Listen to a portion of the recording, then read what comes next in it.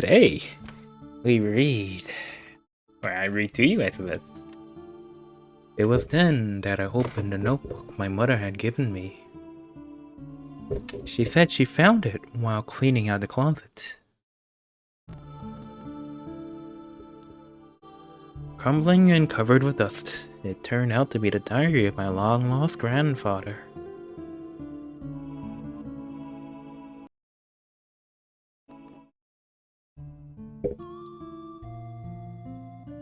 Do you still remember how we first met? And all our adventures since. Hey, now you're in for a trip. Seems like all such a dream nowadays. You were a piece of star that fell from the sky. I mean, you enjoyed that last one damn well. But this one has even less gameplay. That's straight up visual. It's more of a choose-your-own-adventure book. Anyways, whenever I want to return to those days long gone, I close my eyes and whisper your name into the evening sky. Kid. Kid.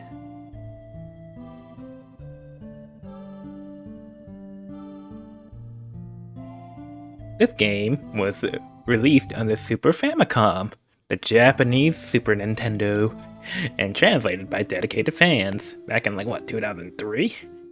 This is a goddamn old story.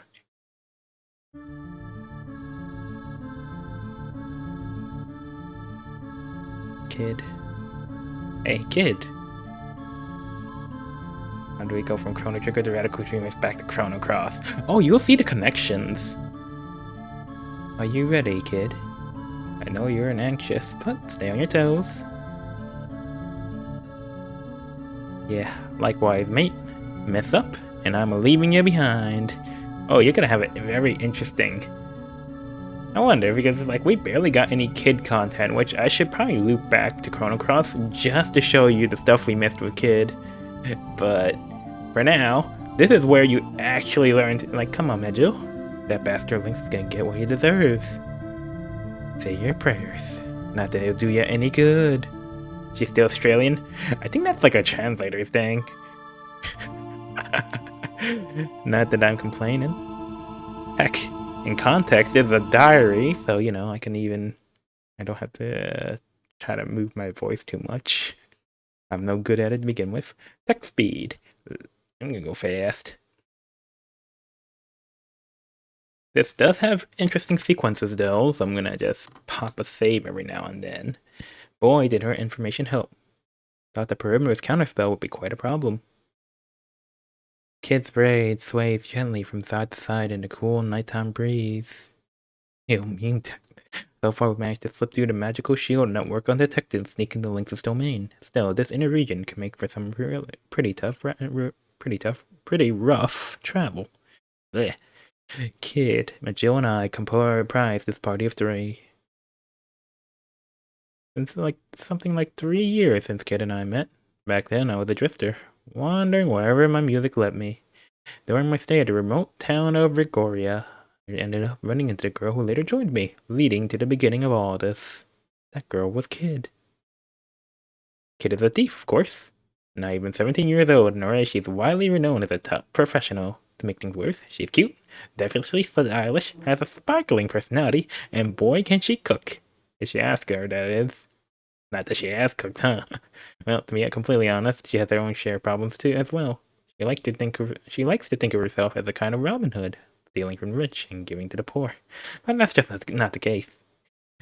At times, her sharp tongue can get the best of her, viciously lashing out at anyone who gets in her way. She exaggerates every other word, and sometimes lies outright. As for listening to other people, well, forget it. Surge is dry as hell. I kinda like it. Comes to money? Well, never met anyone greedier than my life. In my life. Her relentless pursuit of wealth is ironic, considering she's a nomad like me. Like, she doesn't have a house, she doesn't have rent, she doesn't have bills. What'd she need all this money for? I don't know. Maybe I'm just being too hard on her. She has the good points, too. Yeah, damn, I kind of... She can really shine sometimes when she wants to. Glancing back over my shoulder, I noticed a silhouette silently emerge from the grove. Majil. Associate of kids known to us as Majil of the Shadows. I know nothing about him, except for the fact that he somehow knew Kid before I came into the picture. High-class magician of some sort. He looks about 30. Keeps himself, though. Top half of his face is covered with a mask at all times. I've never seen what he really looks like. Times, though, it's like I'm hanging around someone from another world. Traveling with this pack is definitely an interesting experience. Kid's quiet about her past, too. But it's like I know her entire life story compared to how little I know about McGill. Magil? Magil sounds a little better. From time to time, I find myself wondering who he is, where he came from, and so on. I'd ask Kid, but I get the impression she knows as little about him as I do. You might be wondering, how did I end up where I am now? Well, there's a lot of reasons, I suppose. She found me, she dragged me along, she, I don't know, had a life death, so I... oh no! Exactly, I guess you could say my life somehow doesn't always go how you planned. I wasn't making any... You may be wondering how I got here. Well, how I got here was I was shit at my music playing, and no one would give me any tips. So now I'd either steal or starve. Suddenly, Kid comes to an abrupt stop. Seems like someone wants to say hello. Out of a nearby thicket, two shimmering eyes catch my attention. Whatever it is, it's staring at me silently. After a few moments, a few more pairs of eyes appear. They seem to be surveying the area. A deep feline growl breaks the uncomfortable silence, and we're hunted by a pack of feral cats. Hey, look, this looks familiar. A few of the figures slowly approach from behind the trees. Look behind me, only see they've already encircled us. A few more creep in, totaling about 10. Chills run down my spine, and a daze I clumsily unsheath my knife, grasping it tightly as I bite my lip. Kid stands ready with an air of composure. Careful, mate. These buggers are probably rabid. Growls increase. Now a constant rumble around all around us. The yellow eyes shimmer like jack-o'-lanterns while saliva drifts from snarling jaws. The middle one's stomach gurgles when as his eyes widen, fixing directly on me. Looks like we ain't getting out of this one without a fight. What do? Attack! Magic! Defend! Run! Attack! I slash viciously at a nearby cat, startled to leap back with incredible reflexes. I stay my ground, not getting any closer to the beast. Hearing a howl, I know I hit my mark. Licking its wound, the animal recovers after a moment's pain. I ready my knife, waiting for my next chance to attack. Courage behind you! Turn around to see I'm face to face with a pair of ravenous yellow eyes. Flash! No time! I duck as the cat lunges and snaps at me. I smell the bloody odor of the cat's breath as it passes overhead. Just as I think it's past me, I feel its back claws dig into my back. Scrambling out of the way, I manage to shove my knife upwards, planting it deep within the animal's belly. A sound of death can be heard as the cat falls to the ground before me, barely moving. Almost delirious, I lose balance and fall to my knees. Rolling over, I manage to shake off the confusion before any of the other cats can get any closer to me. The fight music was better, right? They did better on a goddamn SNES than they did with on PS1. Or at least this particular theme. Take a deep breath and try to tighten my grip on my knife, now slippery with sweat. Then out of nowhere, Kid flashes across my field of vision, landing a direct hit on the cat beside me. The cat screeches in pain as Kid pins it to the ground, stomping and kicking it with all her rage. Without a moment's delay, she boots the animal up underneath its jaw. It moves no more. All of a sudden, the crazed atmosphere gives way to a war cry behind me. I whip around to see Magil's infernal spell setting a cat's head ablaze. It jumps up, screeching and howling in madness while running away wildly. In confusion, it runs directly into a tree and knocks itself out cold. How is his head not melting? Look around and see that only one of the pack hasn't been taken care of yet. As Kid and I start to close in on the beast, it bolts, fearing for its life. That was some workout, eh, mate? Says Kid, coming towards me as she tends to her arm. Take a deep breath as I look around, trying not to step on too many of the bodies. I'll admit I was a little worried back there at times, but nothing too serious happened. I tried talking to Magil, despite knowing how he'd react. Are you alright? Expressionless face, he looks down at me blankly. You need not worry about me. Wow, the affection is just overflowing from that guy. However, I shan't start complaining now. Still got a long way to go. Haven't even set foot inside Viper Manor yet. Kid glanced over to me, seeming as eager as ever, ready to tackle what's next. You gonna hang around all night, or what, mate? No way, let's go. Not just yet, right? I need a minute. let's get going. Hey, come here. Trying to ignore my aches and pains, I head over towards Kid. Good job back there, mate. He comes closer. I can see the reflection of the moon in her eyes as she gives a warm, comforting smile. But come on, we can't just stand here all night. There's treasure waiting to be found. I'm still lost in her arms as she starts to set off. Ah, but that's how he got here. Yeah, simp. but Jill continues behind her without a hitch. I hurry to catch behind the two. In a place like this, getting separated would be a bad idea. We continue to make our way through this natural labyrinth of wood and rock. Somewhere quietly waiting within this huge forest, Viper Manor beckons us. Deep within lies the treasure we've come for. Lord Lynx, as he's formerly known, is the aristocrat who governs the Regina Outlands. From the way Kid talks, he's apparently an old adversary of hers. Tonight, our goal is Lord Lynx's most prized possession, a scarlet jewel known as the Frozen Flame. Besides being priceless, some say that this beautiful stone harbors some sort of mystical power. They say that many people have sought after the flame, but none have been victorious in stealing it. Viper Manor has claimed many lives, but we will succeed. We pride ourselves in making the impossible possible. Besides, the way Kid talks about Lynx sometimes sounds like she's got an awfully personal vendetta against him. We can't lose. We've come too far to lose. Oi, Surge, we just got in the front door. So after spending countless hours crossing this drearily lonesome forest, the silhouette of a towering mansion finally comes into view through the trees.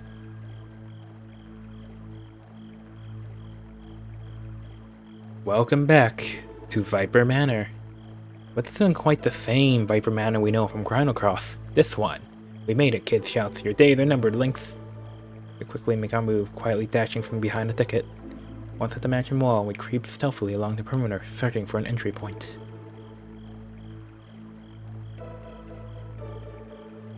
After a short while, we come upon a terrace near a garden, which looks relatively inviting. I'm still baffled that it's all connected. Doesn't look like they have any guards in patrol. Still, the mansion gives us strange moored feeling. It's quite a stuff. While we are Surge, there is Kid. Jill gazes up the towering fortress. We can enter into the west wing from here. There's no need to look elsewhere. Okay, let's go, Kid says, jumping over the terrace handrail. Oh, shouts Magic from behind, staring at Kid. Our goal is the Frozen Flame, not vengeance on Lord Lynx. Remember this, Kid. Aye, no problem, she says, glancing over her shoulder.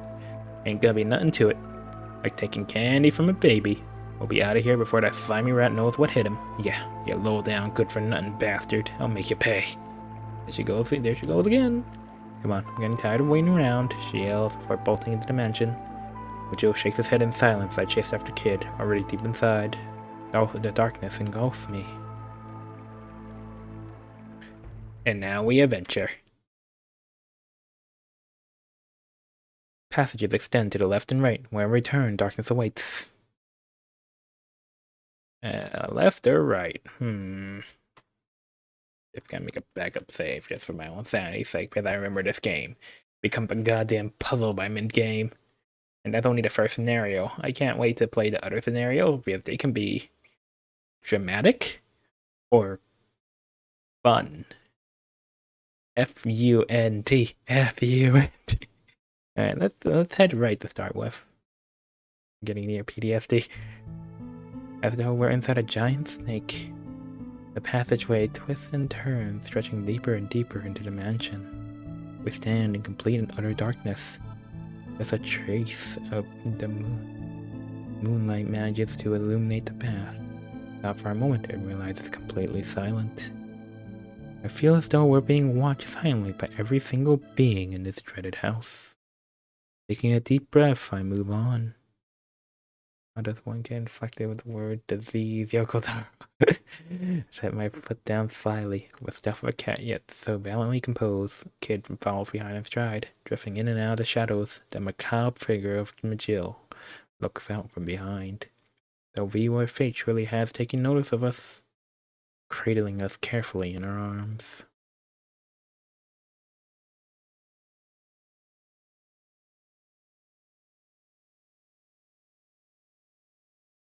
We make our way down the dimly lit passageway. After a few moments, we come across an old dusty door on the right. Kid quietly presses her ear against the door. Quiet as a church mouse. No one's there, mate. Alright, let's give it a go.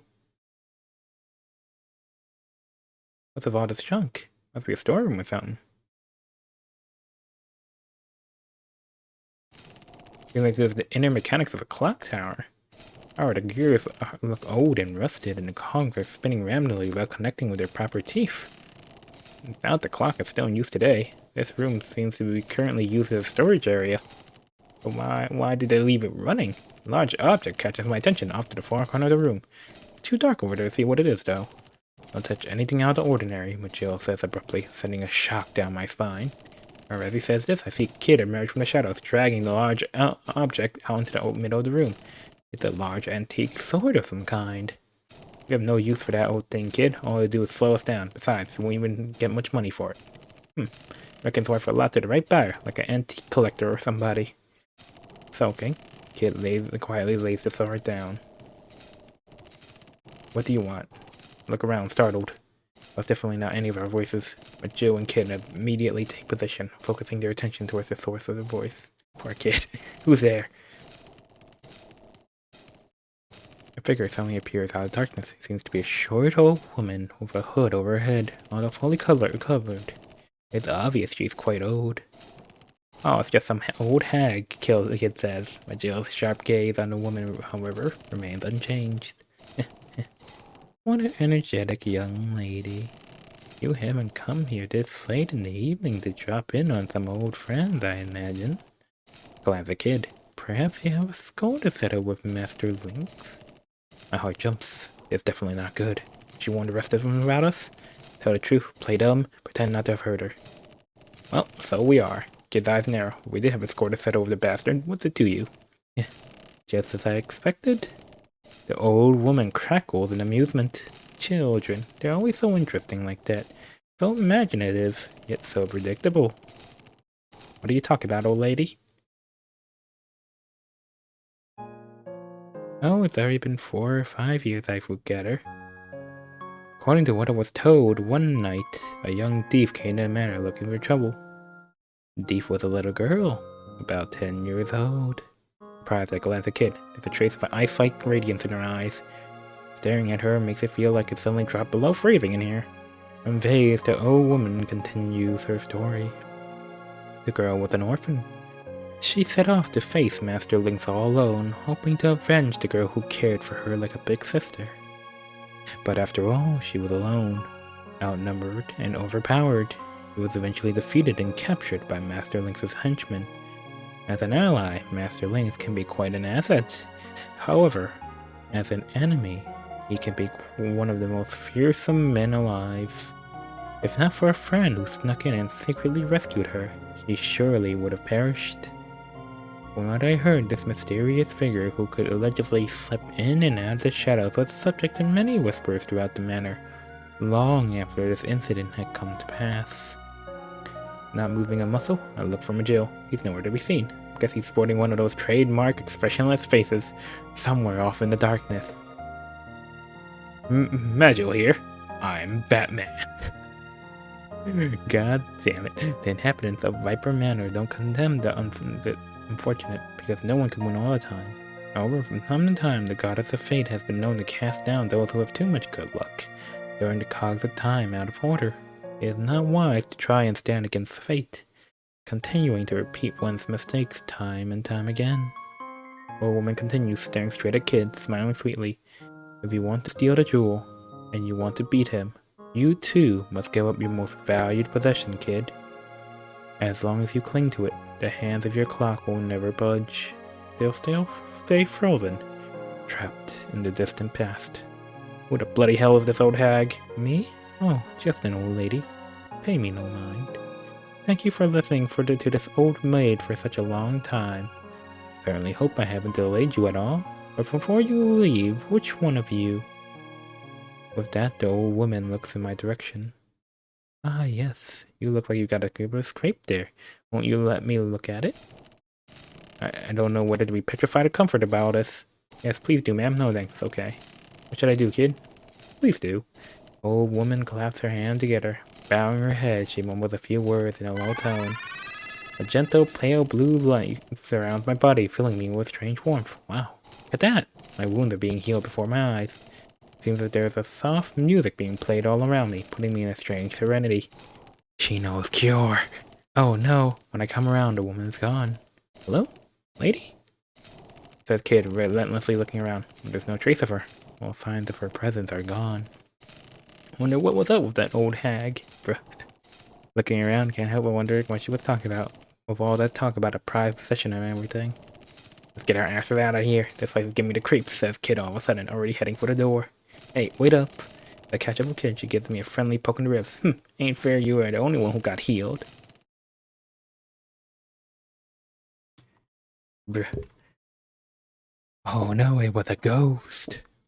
Alright, so right now we've already taken one right. If we take another right, it will take us deeper into the mansion. If we take a left, we go back to the terrace. Okay, let's take... This is 2R. Proceeding ahead in the path, we come across a staircase going up and a firm set of doors on the left. Better be treasure here. The smell of gold is thick in the air, mate. Pretty sure this is locked, but alright, let's try it. Just like I thought. Locked, Kid says after jiggling the handle. Frustrated, she kicks the door. It's my slow style, but Blade Hell won't keep us out. Well, if we can't key, there's nothing we can do, Kid.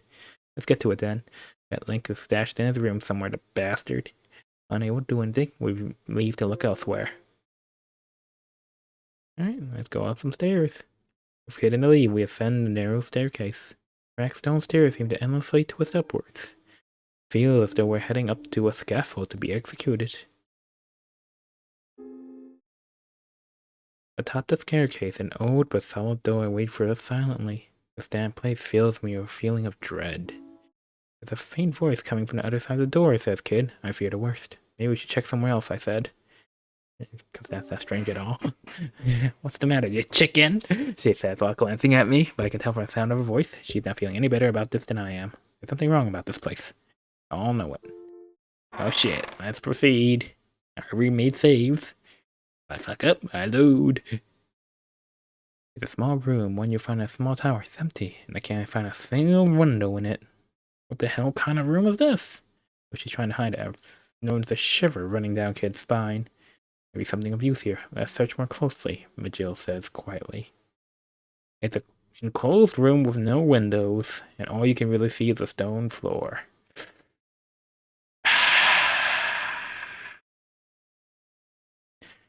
I don't know. Smells like a trap. You really think we find something?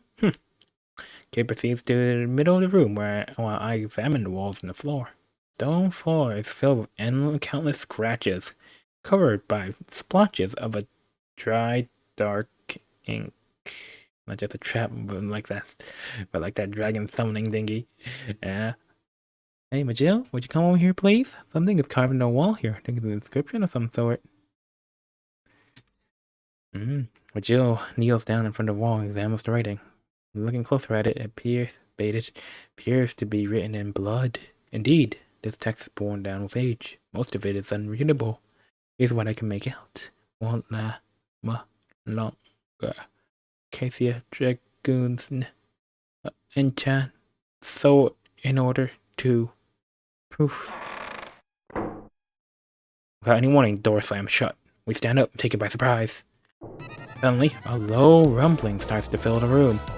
What's happening? Kid shouts, looking around frantically. What's that above us? Oh shit!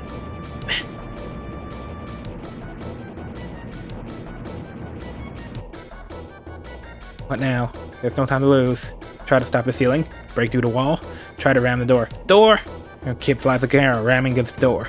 Small body bounces back. The door is far too heavy. Bollocks. Majil streaks across the room like a hurricane, dashing against the solid oak. The door creaks, but holds tight. My turn. I ram the door with all my strength. A heavy shock shoots through my body, but the door doesn't budge an inch. The rumbling continues to get louder and louder, reminding us of the rusty blades, eager to greet us. Oi! Surge, Majil, come on, together! Oi, Majil, can't you cast fire? Well, then again, I guess it might take too long to freaking burn, but the three of us ram the door simultaneously with all our strength. The door hinge gives. We stumble inside, barely escaping certain death. Behind us, we hear the gut-wrenching Tuhang, but we lose stuff. Behind us, we hear the gut-wrenching sounds of blades meeting the stone floor. Watch the morbid scene in a daze, gasping huge breaths of air. You are almost a kid sandwich.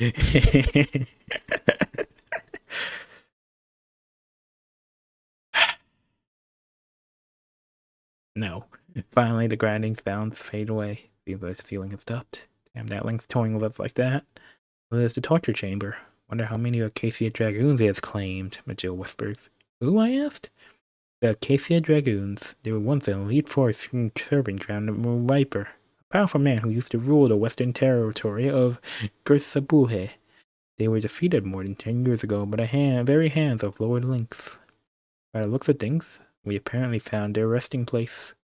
Who cares, says Kid as she stands up. General of the night and everything. Sounds like some old bedtime story.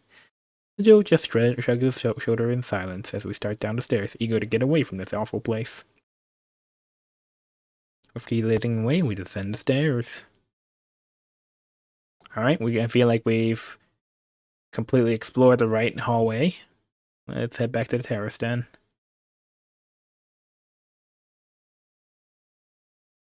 After a while, we come to a door on the left, and that's the storeroom, huh? Terrace lies ahead. Alright, let's head up back to the terrace. After a short while, the terrace comes into view on the left. The cool evening air trickles into the doorway, giving subtle reassurance.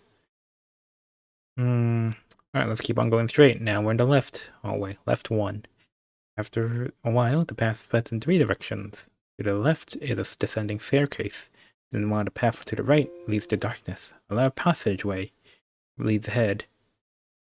Okay, so left has 3 paths. Glad you're playing, Bob. Oh yeah. Believe me, I had to play this game with a goddamn guide because it gets freaking dumb later. Last I'm freaking lost and quit by now. Let's see. Alright, so this is the left area, left 1. Left 1 has either going up, going straight to left 2, or taking a right. Alright, that's not too confusing. If I were better, I would probably draw a small map, but Alright, let's see. Let's take a right then. Before me, Kid comes to a abrupt stop. My knife's ready, but all I see is darkness. Then, from overhead, I started hearing clattering noise. Whatever it is coming closer and closer. Goblins. Goblins. It's actually possible to die in this game because there's random counters. Sound of iron armor clanking against stone floor. I'm sure of it. Grip my knife as though getting a taste of the situation. Grab my knife and fix my stance. Exchanging glances with Kid. She seems ready for anything. Don't get ahead of yourself, mate, she says with an ordinary smile. Okay, let's do this. Goblins amount to 5 in all. They seem intelligent from the usual fare, probably due to some awful form of education and human torture and suffering.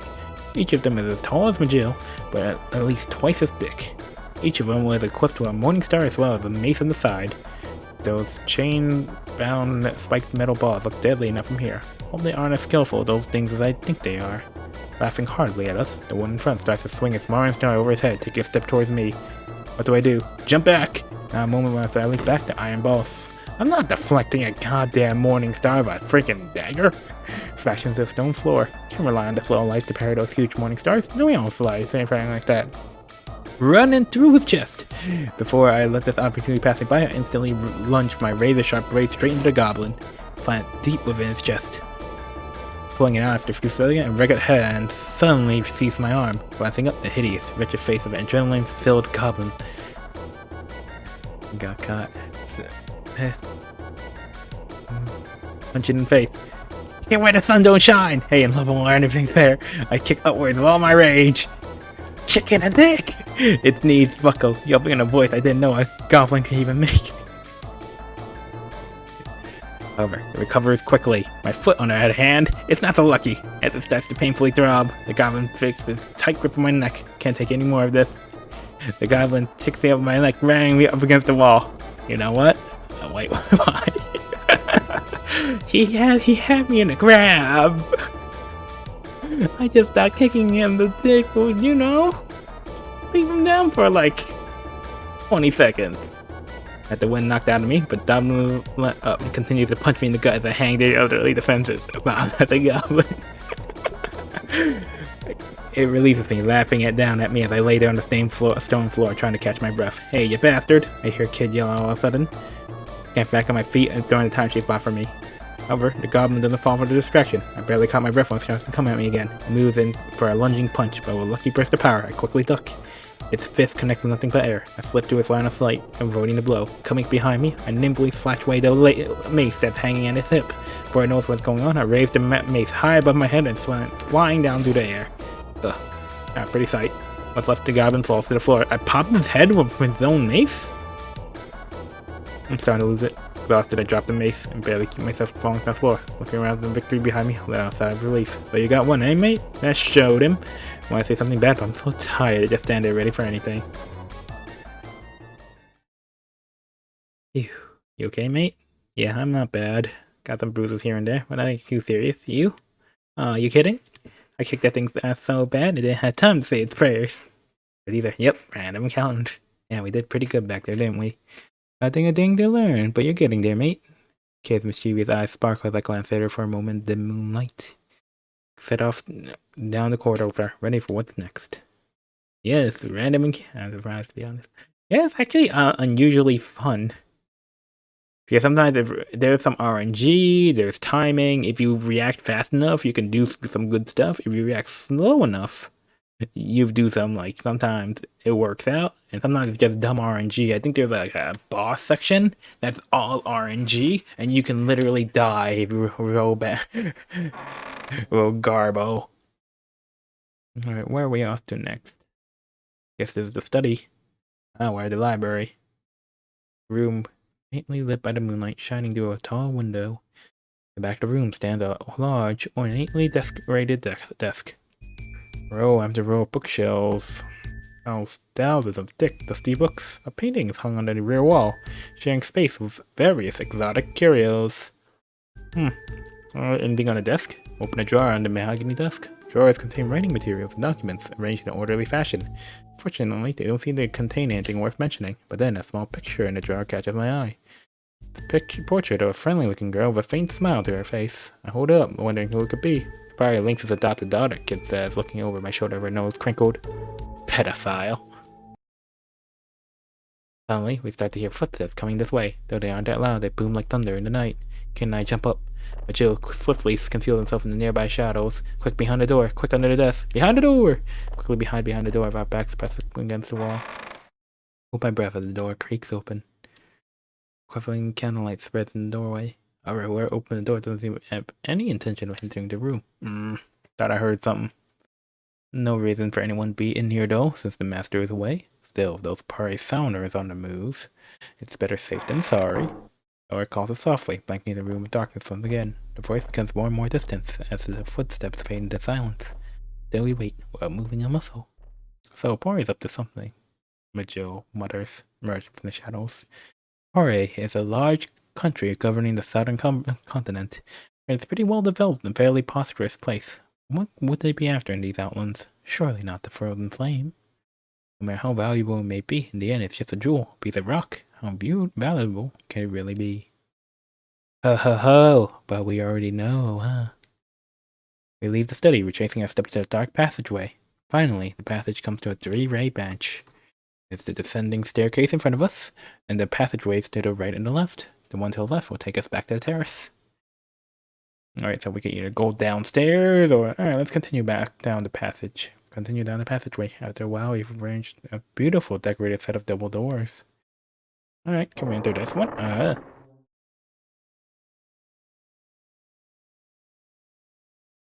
That seems to be the Viper Manor's ballroom. Beautiful decorated ornaments rest on a large table in the center of this huge hall. Rows of huge pillars are lined up on both sides, adorning with sculptures of birds and various other animals. At the far end of the room sits a giant organ, taking up the entirety of the wall. Its pitch-black aura beckons us. A number of candles provide a soft, ticking luminescence to the room. Everything around us shimmers in the dim candlelight. Various portraits have been hung up on the walls, depicting all sorts of well-dressed people. What I can gather, they're high-quality oil paintings. They have a similar morbid gaze in their eyes, though. Who could these be? Lynx's relatives, maybe? Of these, a portrait of a young woman and a lady in a pink dress catches my eye. Wait, what was that? I swear she just looked at me. Come on, Serge. Time to put away the ghost stories. Just my imagination acting up again, I tell myself. Probably a trick of the light, caused by a flickering candle. These oil glossy finish distorted the image for a second or two. Yeah, that's what happened. But I don't know. This room's bloody strange. Kid sees it too. She has to have seen it. I suggest we look elsewhere, Majil says suddenly. Kid and I offer no objections. Yeah, no, we're peacing out. Alright. We come to a three-way split. Alright, then. Looks like we're heading downstairs. Oh boy. Alright, let's go. Slowly descend the stairs in the dim light. I stretch my hand out in front of me to try to feel for something. All I'm greeted is the moist feeling of these grimy stone walls. We descend the staircase. To the left lies a huge stone archway, and to the right we see a narrow path twisting to darkness. Alright, let's take a look at the archway then. Peeping in from the arched entryway, Kid looks astonished. Wow, look at this. Heard about these things. They're called atriums. A large fountain sits in the center of this beautiful room. Looking across the way, another archway similar to this one leads off to the darkness. Oh, cold! Kid exclaims, taking her hand out of the water. Coming to her side, I kneel down and peer into the pond. Leaning over the beautiful marble edge, I do feel the chilly water. Beneath the surface, a number of fish start to swim towards us. These buggers look expensive. I can't even see the bottom of the pond. I wonder how deep it is. These fish are a little restless, splashing here and there. Suddenly, Kid tugs on my arm, jerking my hand out of the water. Before I can ask why, one of the fish leaps out, snapping at me. We scramble to our feet and take a few steps back from the fountain. Many other fish soon follow, jumping out of the water, snapping at us. A few land outside of the pond. I kick one of them into the corner, watching it violently squirm around. It appears to be a piranha. More and more of them emerge from the apparently bottomless depth. Having gotten a fresh scent of game, the piranhas start to splash around more viciously now, getting water everywhere. Wonder how many of these things could be in there. Looks like there are more and more emerging every second. Suddenly a dark red starts to erupt from the fountain. Kid leaps back at once. I'm shocked as well, staring dumbfoundedly at the erupting fountain. The gushing red liquid shoots higher and higher. The water level in the pond rapidly rises, taking a disgusting red hue. Before long, the water level started overflowing onto the floor. A bead of sweat rolls down my brow as I realize this room is about to fill with water. We might make it to a safe distance before the piranhas reach us. Make a run. Head back. Head back! Come on, we're outnumbered. We're splashing through the water. We heading back the passage from where we came. However, if you don't manage to sink their teeth into me before I can get away. Kick off the last remaining few as I bolt out of this vile room.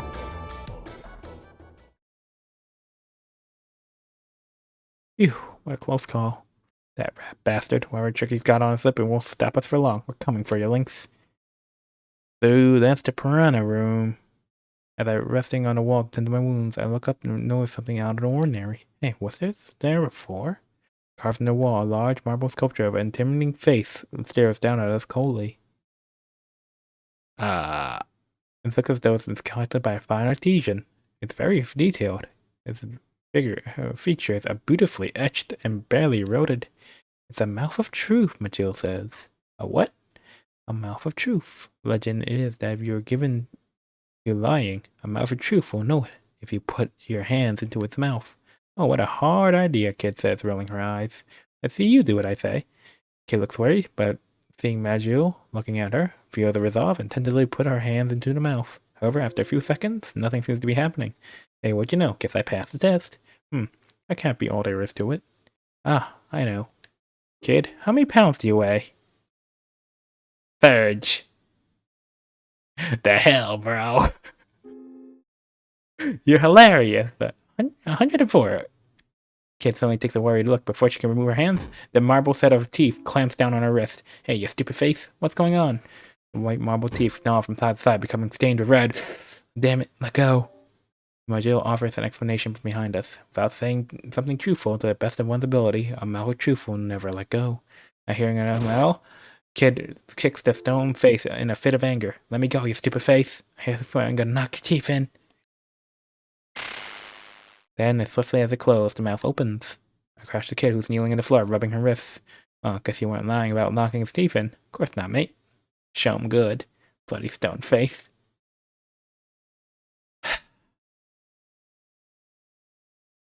Well, you didn't put anything inside the mouth, did you, kid? Majil asks. What you talking about? No.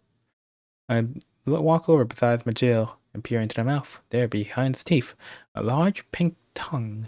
Some sort of indentation in it, but I can't be sure. It's really far back in there. Maybe it wants us to put something on its tongue, and maybe that's the real test. Kid begins taking out her things from her pockets, under her shoes, out of her hair. She gathers all sorts of personal effects. She stretches the pile of trinkets held in her hand, smiling innocently. It's my turn to face the test. As long as Kid's safe, I'm happy, I suppose. What the mouth truth could possibly want? I reach for one of her accessories.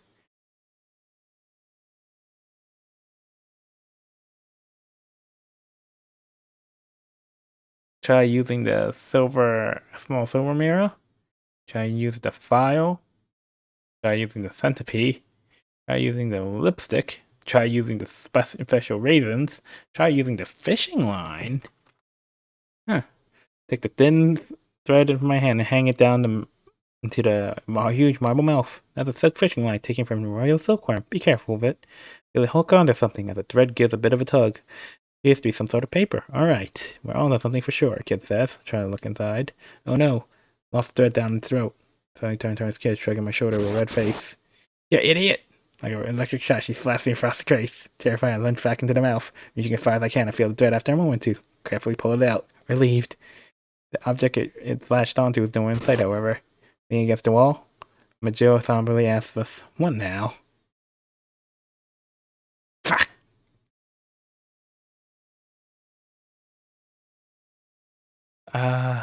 I don't think. I think it's special indentation, so I'm assuming it's none of these things. But hold on, let's try a bomb. Take a gunpowder from Kid's hand and place it within the huge stone mouth. Nothing happens. Do it, Serge. Kid says, putting some matches in my hand. Don't know about this. Do it. I don't know really. Suddenly I hear the sound of a fuse burning. Kids already lit the bomb. Quickly run for cover in the far corner.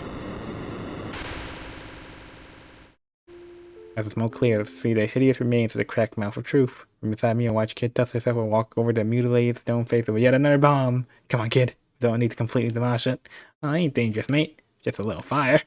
She glances over my face. I'm practically begging her to stop. Right already. You never want to have any fun. Kid says, kicking some dirt around. Well, what next? Yeah, let's not. I've been ordered to tell Kid to put her stuff away. Something gives me a feeling none of these things is what it wants. That'd be something to mention that fits, but I just haven't found it yet. Gotta keep our eyes peeled.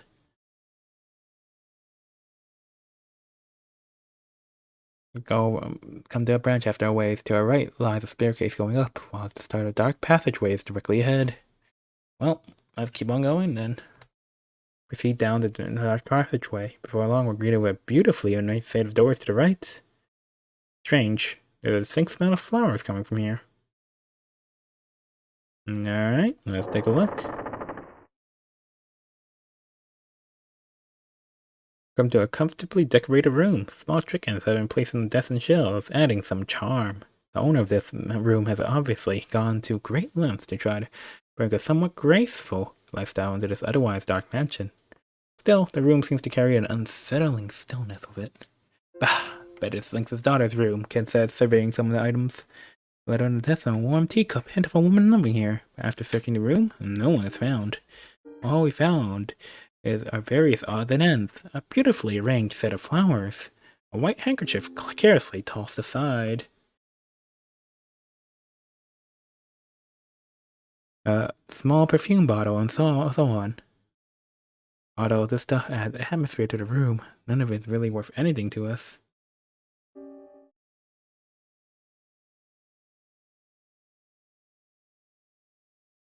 Kid also seems to feel this way, disregarding most of the stuff here. She picks up the small box decorated with a serpentine coat of arms. However, like the rest of the items here, looks like it's of little use to us. What should I do now?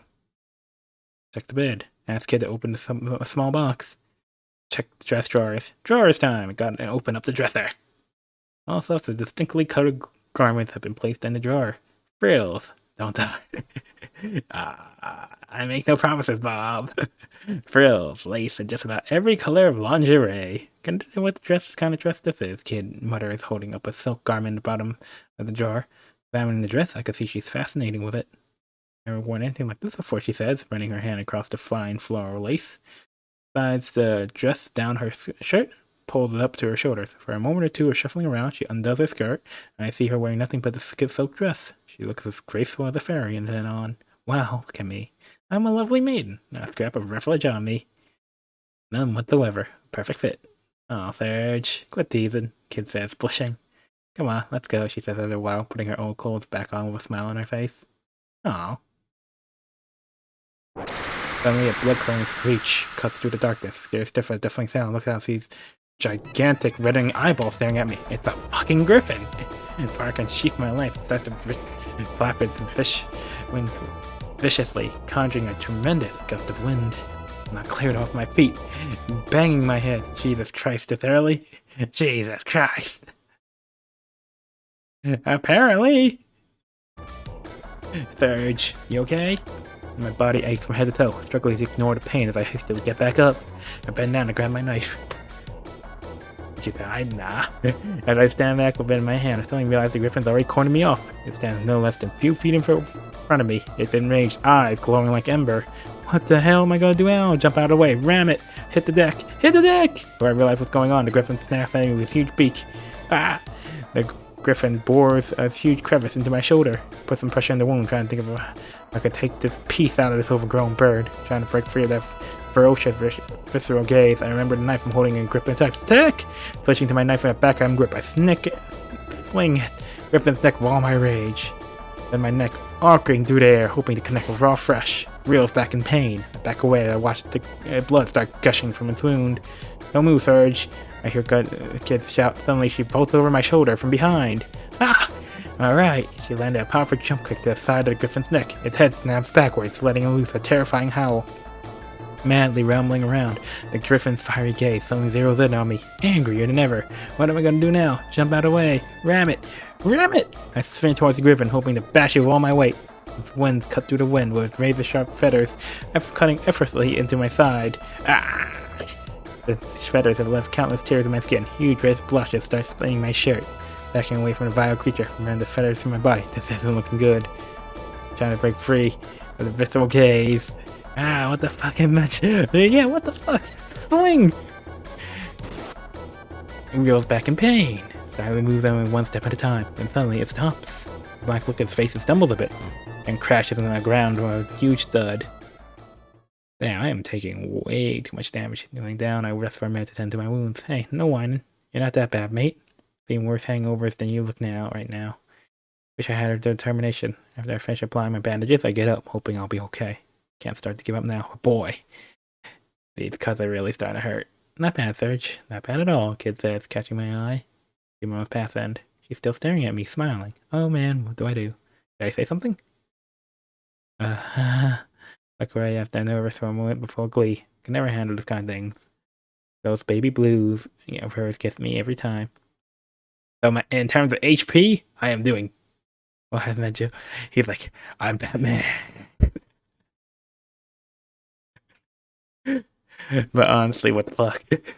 Yeah, so right now, there are 2 post-battle sequences. One that lets you know how much HP you have, and my character's in Caution Red right now. As well as Kid's Affection Meter, which is pretty dang high. From here, the passages stretch from right to left.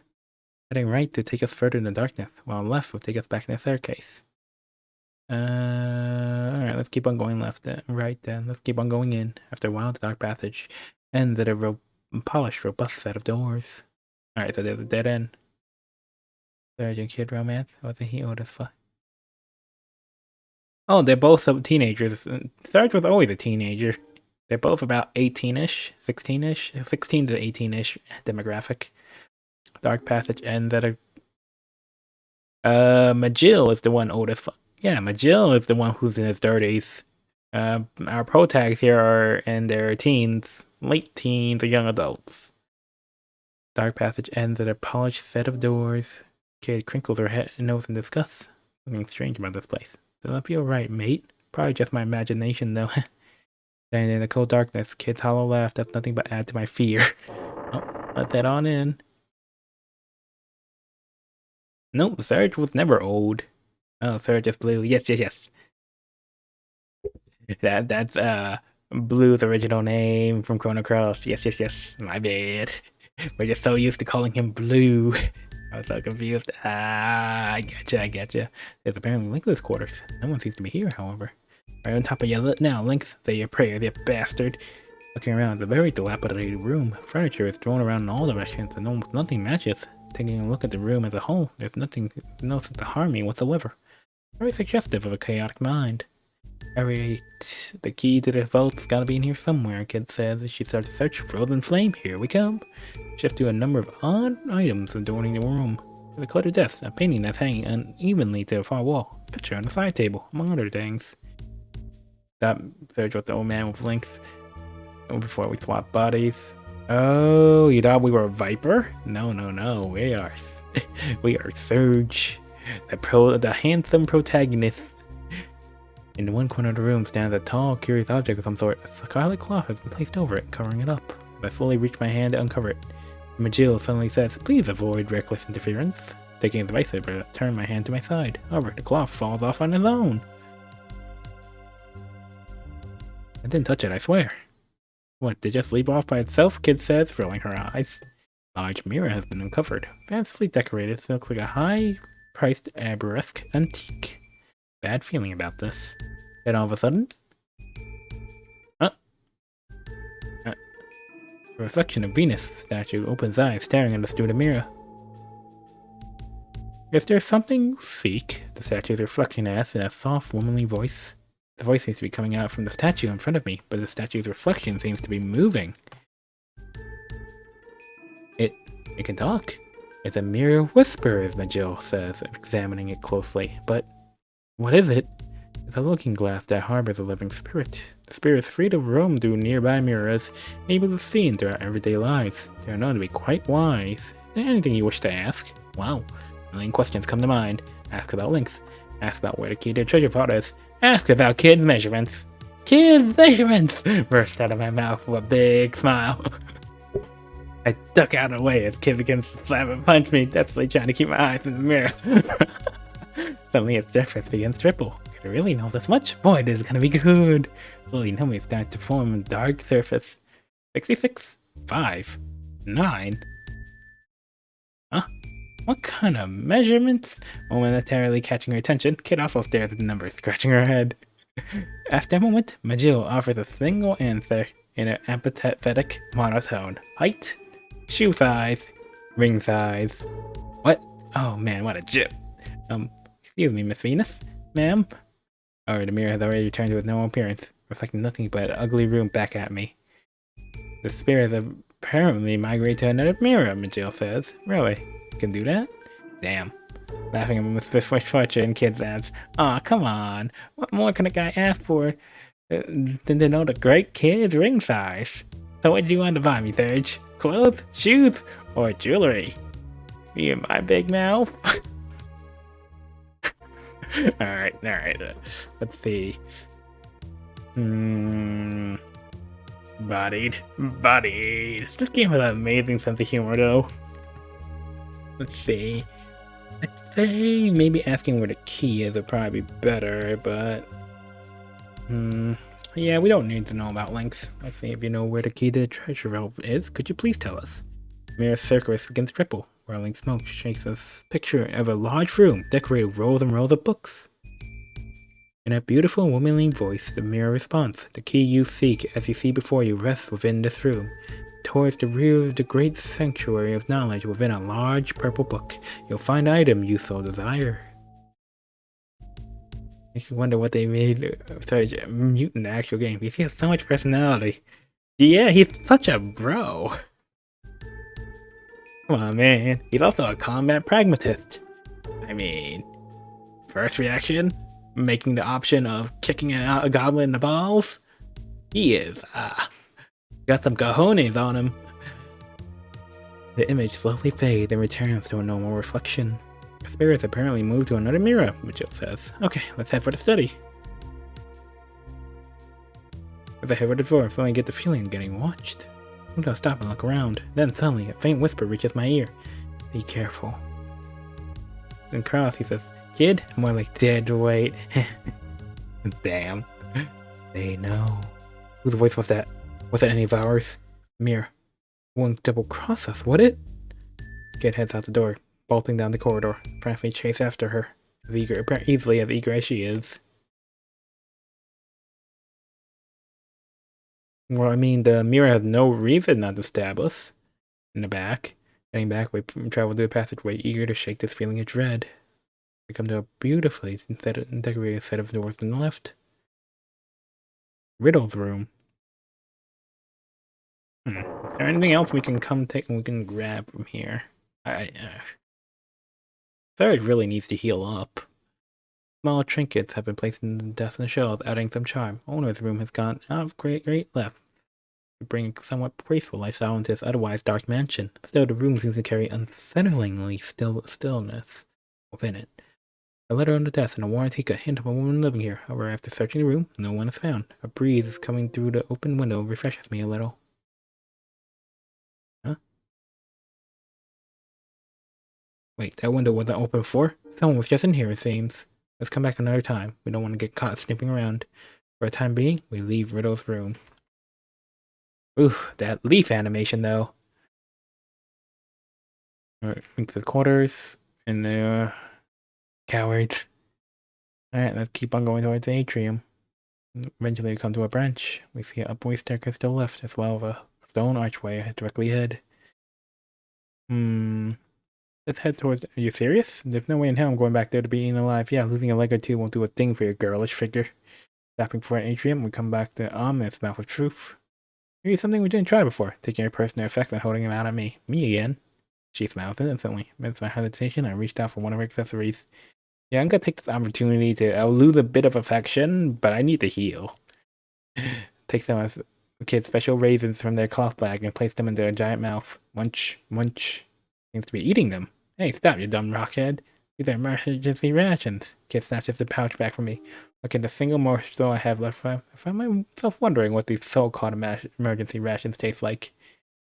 Senzu bean. Tasty. Serge, now you're eating them too? Not gonna let you have anything left for real emergencies, the kid said, staring at me angrily. Yeah, right, I said to myself. I've never seen her offer any of them to me when I needed them.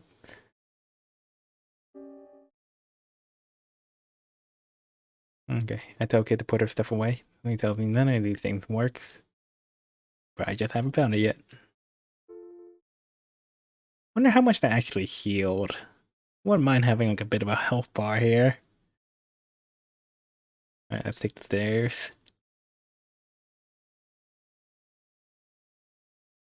Send the staircase in front of us, past those extended in 3 directions. Dark corridor. Alright, let's see. I believe... Sadly, your only indication is when you perish. Exactly. Let's go towards the study. Now I think we found a good chunk of the map. This isn't a very big game, but we can move from here. Okay, time to find that key, Kid says as she steps into the center of the room, surrounded by row of books. Where'd that crazy mirror said we could find it? Hey, Serge, pay attention when I'm talking to you. Huh? Thought you remember which one it was. Well, which is it? Holy shit, it was the large purple book. Alright, let's try. Let's try the blue book on the back. Could it be that blue book on the shelf over there? Well, could be the right one, or is the right one. I don't know. Pretty sure. Yeah, the blue one. Yeah. Can't have the show already fuming. The blue one. The blue one. Got it. Pulls off the shelf. I watch intently. She opens the dusty cover. Her eyes become narrow as a cat's as she reads page of page of strange, convoluted symbols. It was only then I realized the incredible game's life. The bonus is contained within love and adventure. Quarter indulging myself into the temptations of the flesh, despite a momentarily rush of suspiciousness.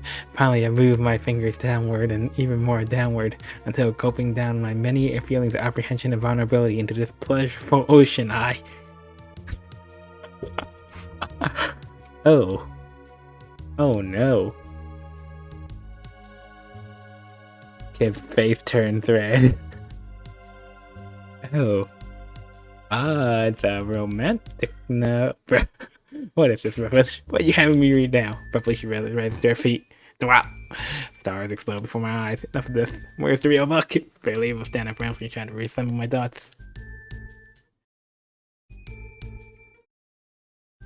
Gotta be the white book.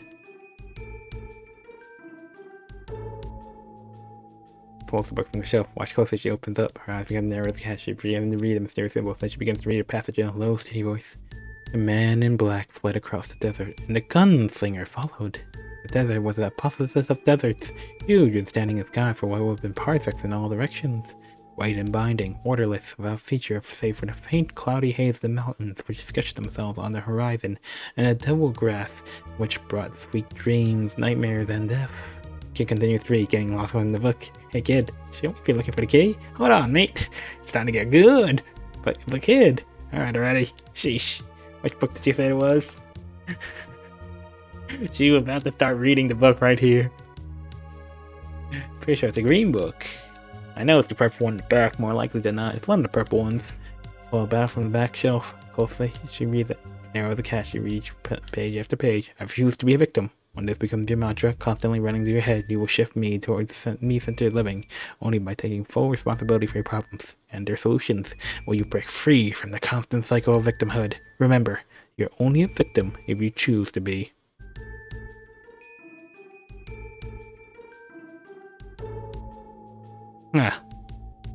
How? What is this, Joe? Can't stand any more of this. Let's look back. Come on, Serge. What did you say this was?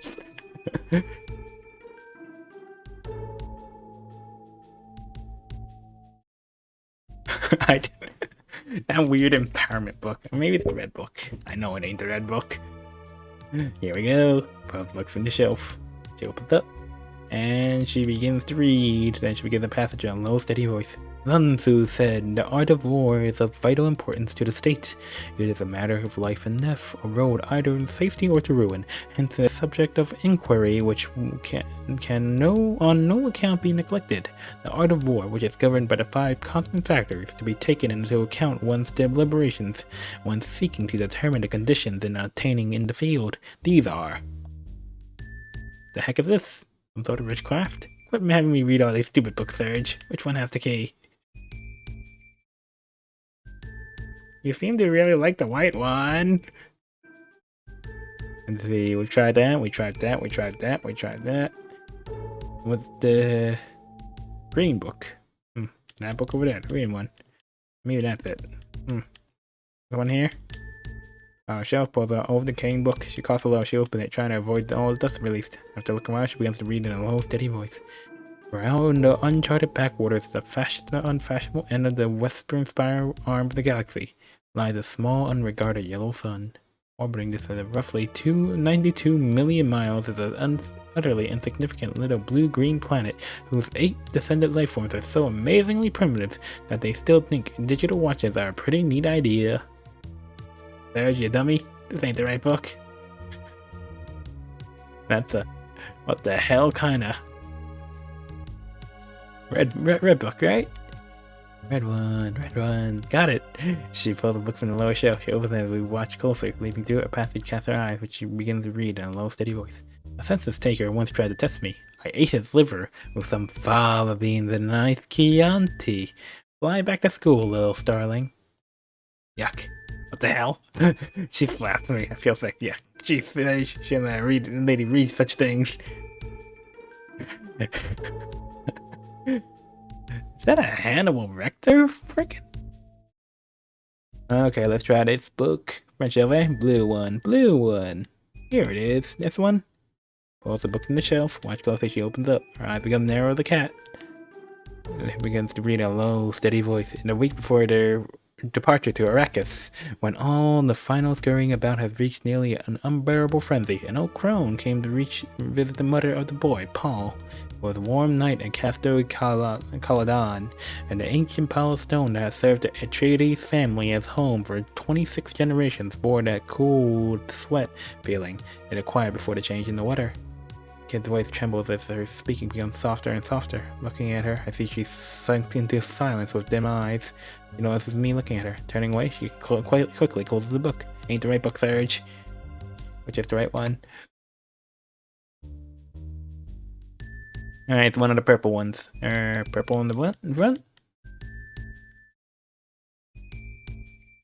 This one? She pulls the book from the shelf in the middle. Watch it closely, she opens up, and she begins to read page after page of strange. The Neo Epoch was damaged and expelled into space without any phase changes. Warning, warning. Engine severely damaged. Output has reduced to 30%. Only 6 anti-particle shells remain. Shield range 16 sectors. Hellspin reaction at the starboard bow. The enemy fleet is moving towards us. Kaido, wake up. Hear your corpse. Use your final power. What's this? Reminds me of what, kid? Nothing? Quit yanking my change, Surge. Which book is it? Sheesh. Alright, let's just get it right. The first time, it's the purple one. Man, I went through the whole damn list. Which one? Oh, I see it. Kid pulled out the purple book to his bottom of the shelves. Watch closely, she opens up, flipping through pages. An old brass key falls out of the book, hitting the ground with a clink. Alright, the key. Throwing the book aside, Kid bends down and grabs the key. Her eyes light up as she stares at it in her hands. She races out of the study, eager to see what awaits us in the vault. But Jill follows behind a moment later after returning the book to the shelf. Ah, ever the neat man. Leaves the study, retracing our steps through the dark passageway. Eventually, the passage comes to a 3-way branch. Alright, let's head back to the terrace then.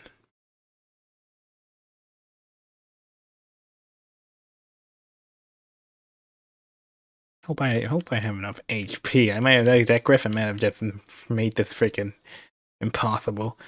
Alright, let's continue on. After a few moments, we come to an old dusty door to the right. Clock turns to room, if I remember correctly. Alright, let's keep on going. Proceeding path, we come to a staircase going up and looking stairs, set of doors. Better be treasure. Alright, let's try this key then. Better open now, Kid says, putting the key we found into the lock. The lock clicks, finally showering all the colors of light. Must have been an enchanted lock. Whatever's on the other side of this door is gonna be good. Doors open slowly. Inside the room, I guess, the awesome spectacle laying before our eyes. Despite the sparse light, a brim mountain of silver, gold, and other precious-looking artifacts shimmer and twinkle throughout this huge treasure vault. Kids almost drooling the sight. But to be fair, a sight like this would captivate most people. Enormous heaps of riches are piled before our eyes in enormous amounts most people probably never see in their entire lives. It looks to be identical. Remember, the goal is to flame. Do not waste time with frivolities, Majil says flatly. Jeez, I told you, I know. Regardless of Majil's warning, Kid can't help but be taken aback. She walks through the room's contents and on until... Hey, what's that? The back on the pedestal. There, a palm-sized jewel radiates a pale crimson light, resting patiently with the other behind the other treasure. Looks as though it's been a roaring flame that's somehow been frozen in time.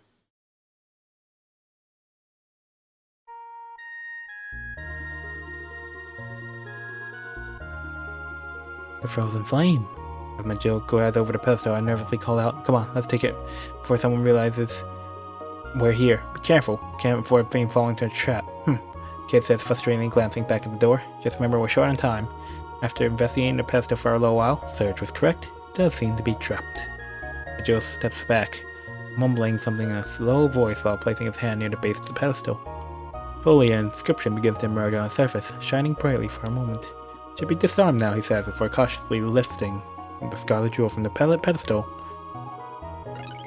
Surge's party got the frozen flame. Phew, we did it. With a sigh of relief, I turned towards Majil, looking intently into flame. Way to go, Majil. Alright, let's... Suddenly, the gem shatters into 1,000 pieces in Majil's hand. It's a fake. Indeed, that fiend Lynx will never have left a real flame in a place like this. Damn. Suddenly, an alarm bell rings out. The lights light up and heavy metal bars far in front of the door. Our only exit is blocked. Look around to see kids holding a fancy crown, suddenly realizing what she's done. Sarge's party got the golden crown. dimwit dingo, I said to myself. Out of the corner of the room, 4 giant mechanical birds suddenly come to life. Intruder alert! Intruder alert! Their mechanical screeching only adds to my uneasiness. I'm looking to go open, says Majil, checking the iron bars in front of the door. Before Majil can even finish his sentence, we start to hear deep, snarling voices somewhere outside the room. Which way is it coming from? A heavy voice asks. Sounds like the treasure voice alarm to me. The voices continue to get louder and louder. We stand motionless inside the room. We suddenly clock each other, hoping any of us has some sort of plan. Kid hides herself under a mountain of gold coins. Quick, hide, mate! I can look around the room. There, over in the far corner, there's an empty treasure chest behind a post. I dash over to it, climb in, and close the lid. Looks like there's no one here, boss. That's strange. No one's ever been able to escape this whole thing. Softly lifting the lid of the chest, I take a peek outside through the small crack and see 5 goblins, bent-necked in armor. I unlock the iron bars, standing just a few feet from me. Look around the room restlessly, peeking into the shadows. Eventually, one of them raises his head to speak. Maybe a rat set it off. The cook was complaining about rats just the other day. Rats? Are you trying to tell me a rat soft off trap? A fat goblin questioned the other with a doubtful face. And with that, squeak, squeak, squeak, squeak, comes from the corner over by where the kid's hiding. Taking back, the goblins stop moving and look at each other. After a while, the chief slowly strokes his chin and says, "No. Actually, was it stray cats that the cook was complaining about?" Meow, meow, comes the voice the second time. Again, the goblins glance at each other. That's strange. What I heard it was a vicious heckran that raided the pantry, I think. Nah, peep this time. I can't even picture kid racking her brain, trying to think of what a heckran sounds like. Just like I thought, a thief, says one of the guards. But just as they start to approach, oh, well then, family is a heckran. Well, I doubt one of them says, extending a smile with the others. Well, that's pretty frightening then. Come on, let's get out of here. The pack begins to file out of the treasure vault. But then suddenly, the goblins all spring on a pile of gold. Well, what do we have here? Hey, get your hands off me, you slimy freaks, Kid says, trying to slip free. Kid, why? You just stay silent. Slimy, seems like he was in much of a position to criticize, one of them hollers at her. Get yourself free of the grass. Kid inches back into the corner of the room. Goblin starts to corner her off, laughing to himself. Take out my hiding place and unsheath my knife. Taking on an entire troop of armed goblins is a lost cause, even for Kid. What should I do? Frankly, I'm in a quandary. Gotta save her. Save her? Yeah, can't abandon my friends, especially in a time like this. Grasping my knife tightly, charging us into the room, shouting, "Hey, you stupid oaf!" Turn around, staring blankly from before their expressions turn to rage. You just came out here to die, didn't you, little man? I may not have the HP for this. You really want us to trample over your head that badly? Well, I suppose we could accommodate you, the boss goblin says, giving a deep laugh. Without a moment's hesitation, Kid shouts back, "Don't think you can pick the fight with the likes of the great Kid and get away with it."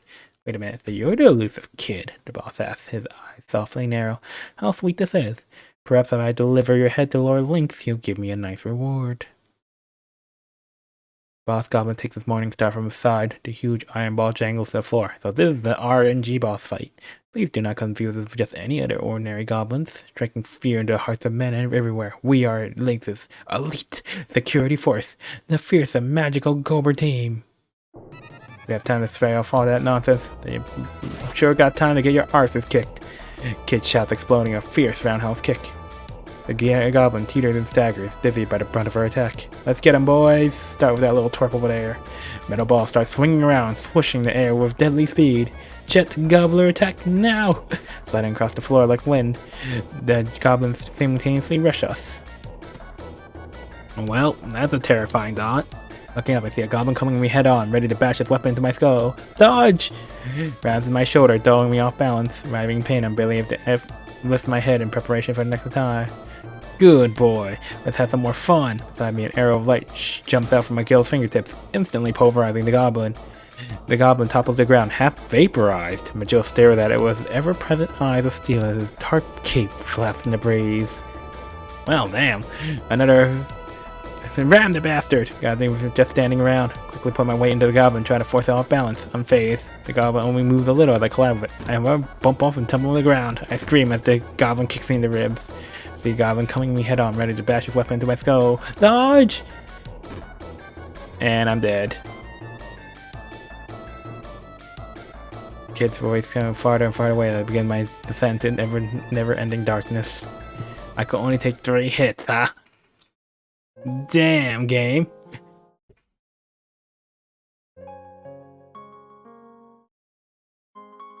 And so, I died.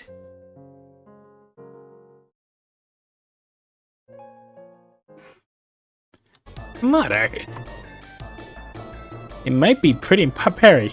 Practically parried over. I try to launch my life before I can do anything. Goblin stabs me with thick arms and smashes me as hard as I can into the floor. I go completely blank from the shock. I hear an odd howling noise behind me. I see Magill's black wind spell streaking from his fingertips, transforming the midair into countless sharp razors. They home in like homing missiles into one of the goblins, cutting it to shreds. How can a human have such power? Who are you? Goblin streaks in fear as his body is effortlessly turned to pieces. Magill's expression remains unchanged as he silently surveys the scene, looking for his next target. Now a huge iron ball wasn't there, swinging towards me. Roll over! Like quick, I roll over and try to dodge the attack. However, iron ball strikes me square in the back. Hit the floor with a loud thud as my back of my head smacked against the whole darn floor. Roll to try to recover, but throughout the pain unbearable. Sing, boy, sing the song of pain. The dark shadow covered the ground in front of me. Briefly looking up, it's a huge goblin towers directly over me above his. Die! The goblin roars, swinging his weapon down. No, won't go that easy. Beside me, an arrow light jumped in my girl's finger tips, instantly pulverizing Goblin. Goblin topped to the ground, half vaporized. Majill swears with ever-present eyes of steel as his dark cape flaps in the breeze. Can I just hide behind Majill? He seems to have gotten this covered. I've not managed to reveal my feet and avoid the blow. Oh, looking up, I see a goblin hauling his head on. Dodge it! He had a gust from the metal wall as slowly grazes by me. Somehow, I managed to dodge safely. However, I fall off balance and hit the ground with a thud. Kid comes to my aid, delivering a lightning quick strike to one of the goblins. What's the matter, huh? Where's your magical Gober skills now, what you call it? Goblin can't help but collapse on the floor in pain. Kid boots it in the jaw before backing away for our next attack. Quit screwing around, Surge. Keep an eye on your own trouble. A huge iron ball whizzes through the air, swinging towards me. Roll over! Try to dodge. And then he strikes me square in the back, and I'm gonna die. Fuck me. No.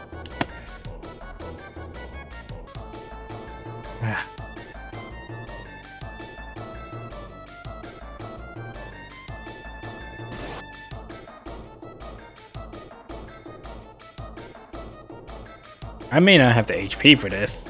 God damn it, game. Ram it!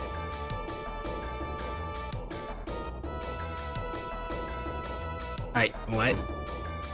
Okay.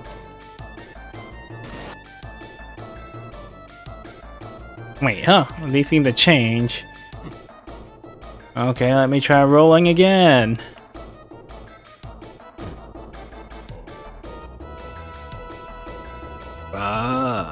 This might be... Ah, crap, I did not heal enough.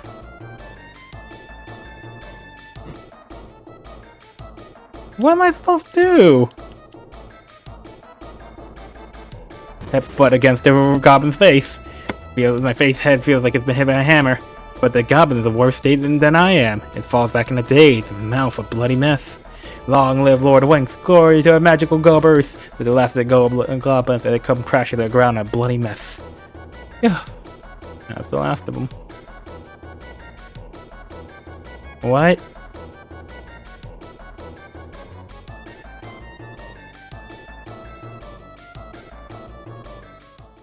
I die anyways? Mother.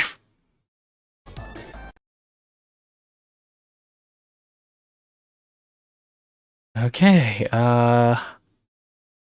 shoot, okay, I'm gonna have to...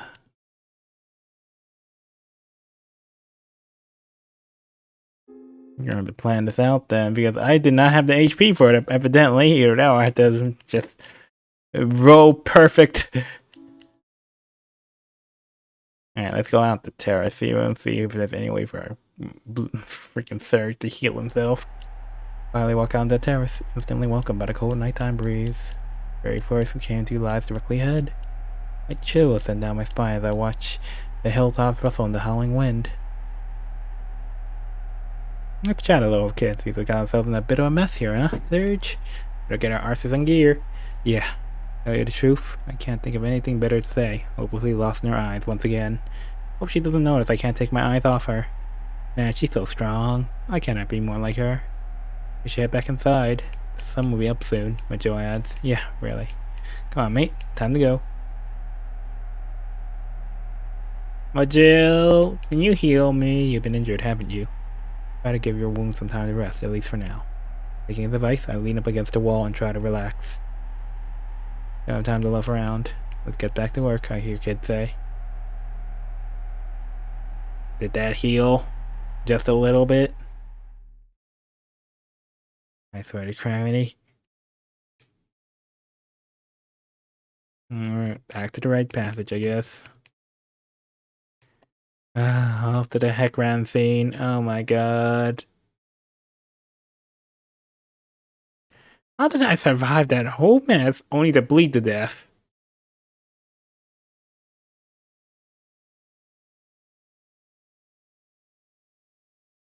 That goddamn griffin.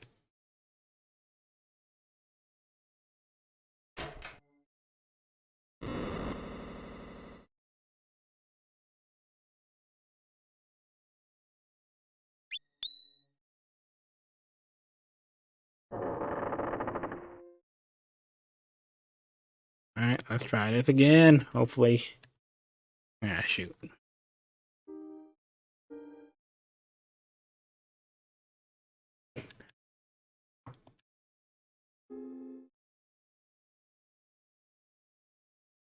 Alright, here goes the flame. Do not waste time.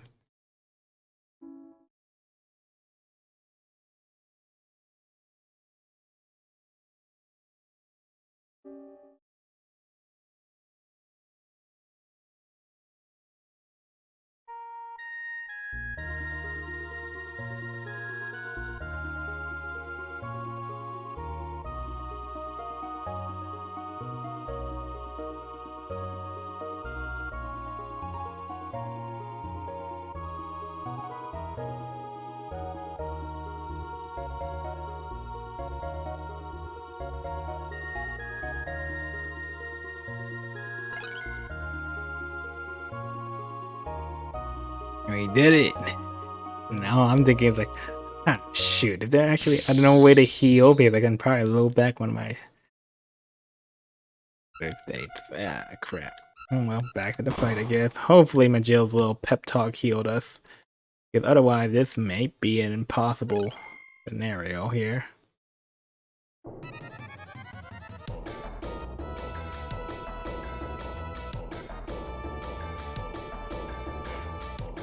Hmm.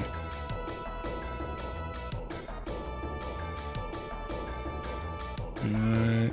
Try this again. God. God dang it, kid. You're amazing, but why the heck? Just she had just made no more noise after the rat thing. God.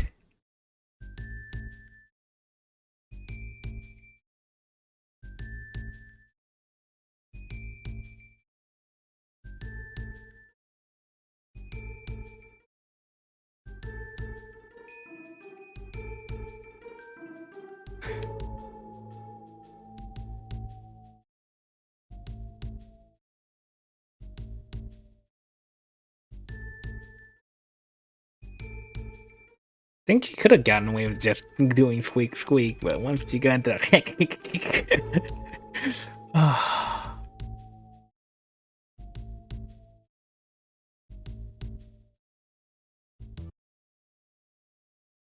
damn. Can we at least throw money at him? Yeah, damn it. Alright. Back to saves coming, I guess, because apparently we can't take too many hits. This is all RNG, by the way. I have to help her. Not much we could do. We could try to sneak away, but all that will do is Kid is like, what the fuck are you doing? And we don't need Kid pissed off at us.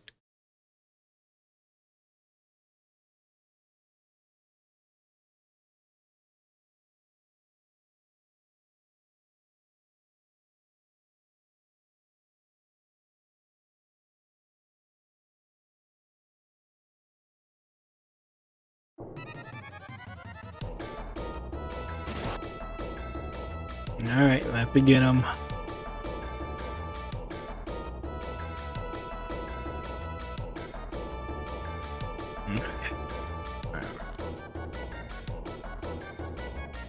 Ready to parry! Try and launch my life before I could do anything. Snaps at me and smashes me. Fuck. Doge! Okay.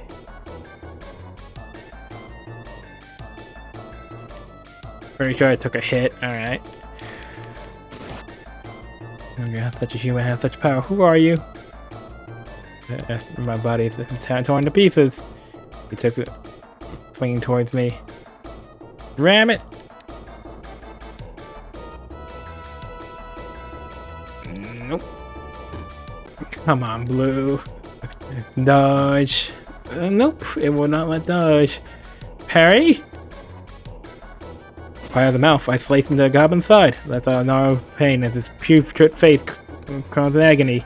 Then I hear odd noise behind me. I see his black razor spell. Alright, that's one without taking damage.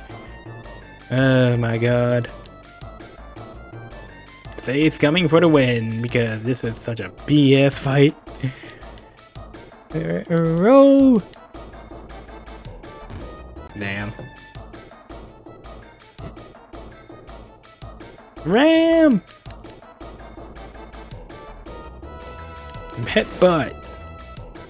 It feels like it's been hitting the hammer. With the goblins in worse shape. Falls back on days, my head feels on fire. Take a second to regain my wits. Way up, I see a goblin coming me head on, ready to bash. Weapon against my skull. Doge! Feel dust as it grazes by me, but I dodge safely. Fall off balance and hits the ground on a thud. And then pulverizes the goblin. Vaporize.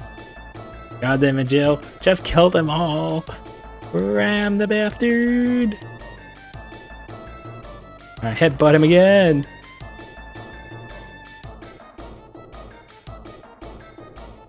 Long live long legs. Glory to the magical gophers. Phew, that's the last of them.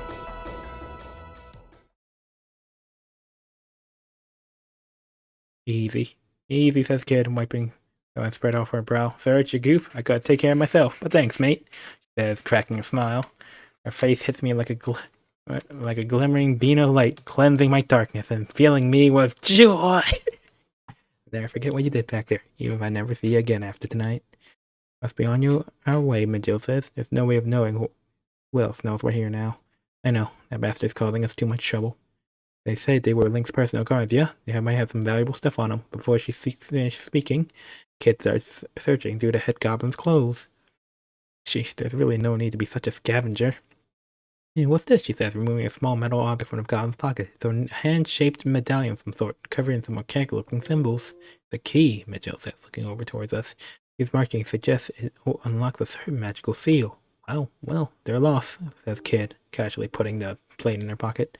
Damn it, they don't have any other good stuff. Cheap goblins.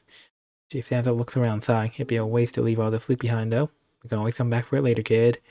But we won't be coming back for it later. Just get a bag of the gold. Turns around again. Yeah, you're right. Okay, let's go. Night won't last forever. Just grab a bag of it, man. Won't be that much, and worst comes to worst, you could just dump it later. It won't make any difference. Worst case scenario. Shit. Alright, back to the terrace. Dragging my near dead body.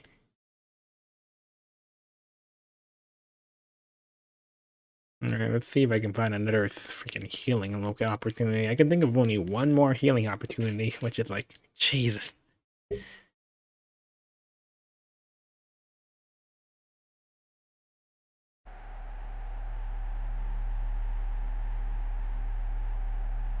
Forest we came through lies directly ahead.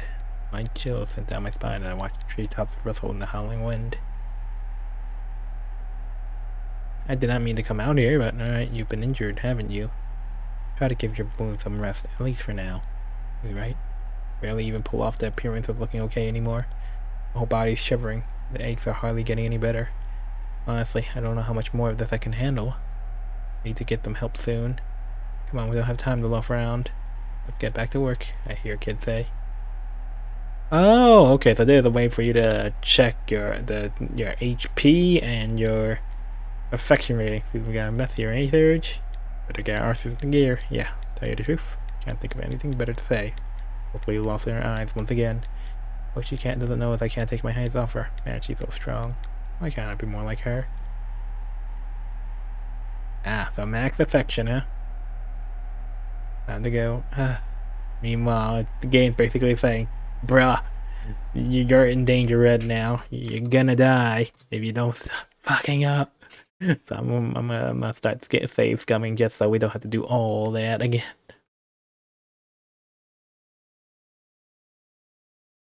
Okay, let's take the stairs.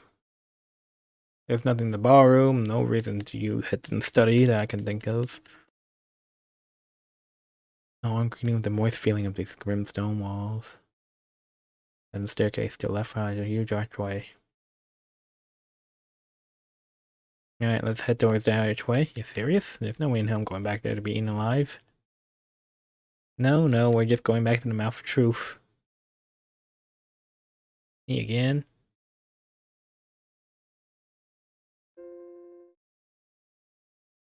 The lipstick. You know what? Let's make him look pretty. Wait, why does she have a semi? I take some of the lipstick and smear in the mouth of Truth's lips. Hey, my lipstick! Kid explodes at me, excited by wasting the lipstick. Shame, thought I did a pretty good job prettying up the marble face. That's not what it's used for. It's just strange when you have something like this in the first place, kid. Well, now you're saying it's weird for me to use cosmetics?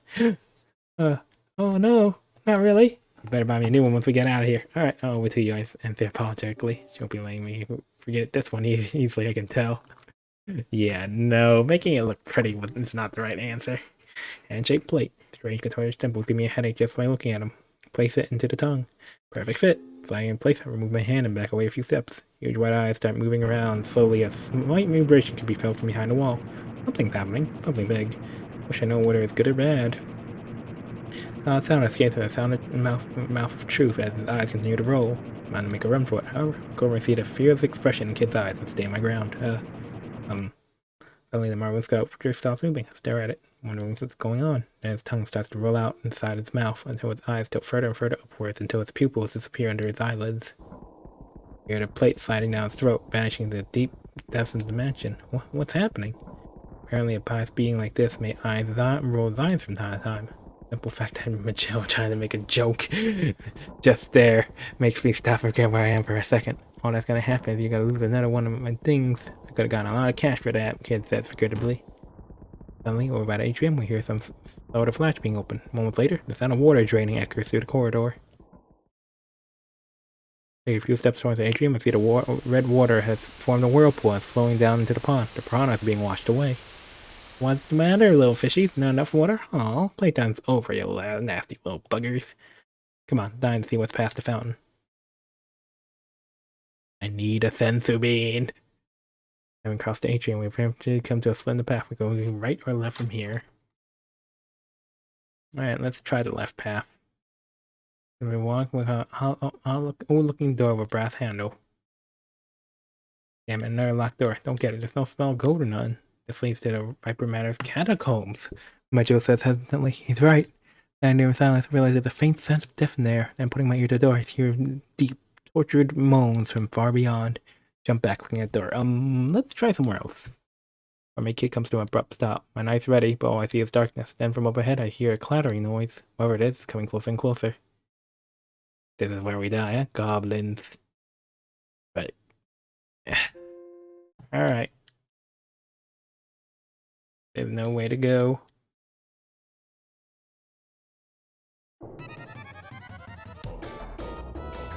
Goblins amount to 5. Oh god.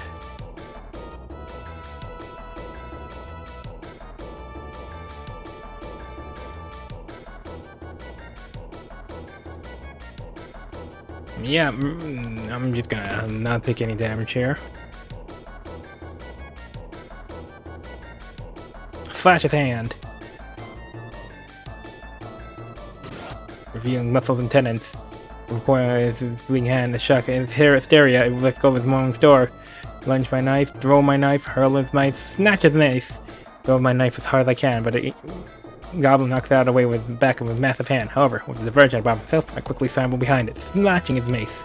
Feeling something going on, the goblin instantly turns around, where it meets a solid blow from my mace. Ugh. What's left of the goblin falls to the floor, lifeless. Perfect. Looking at the victory before, I let out a sigh of relief. So you got one, eh, mate? That showed him. I say something bad. I'm so tired. Just stand there ready for anything. That was a perfect. Ouch. My body's screaming from all the cuts and bruises. I'm a mess upstairs, too. Don't know how much more of this I can handle. Really need to watch myself from here on out. Not bad, Search. Not bad at all, it says. And she's still staring at me, smiling. Oh, man. What do I do? Oh, no, oh, no, oh, no.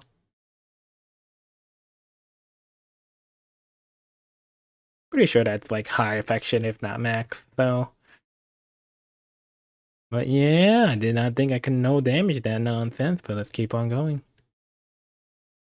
Come to a descending staircase. Gotta go keep on going down. Downstairs, it gets deep below underground, so we're in B2, huh? As we reach bottom, we come to another split. We're going left and right, but they both equally dismal. Let's try the left path this time.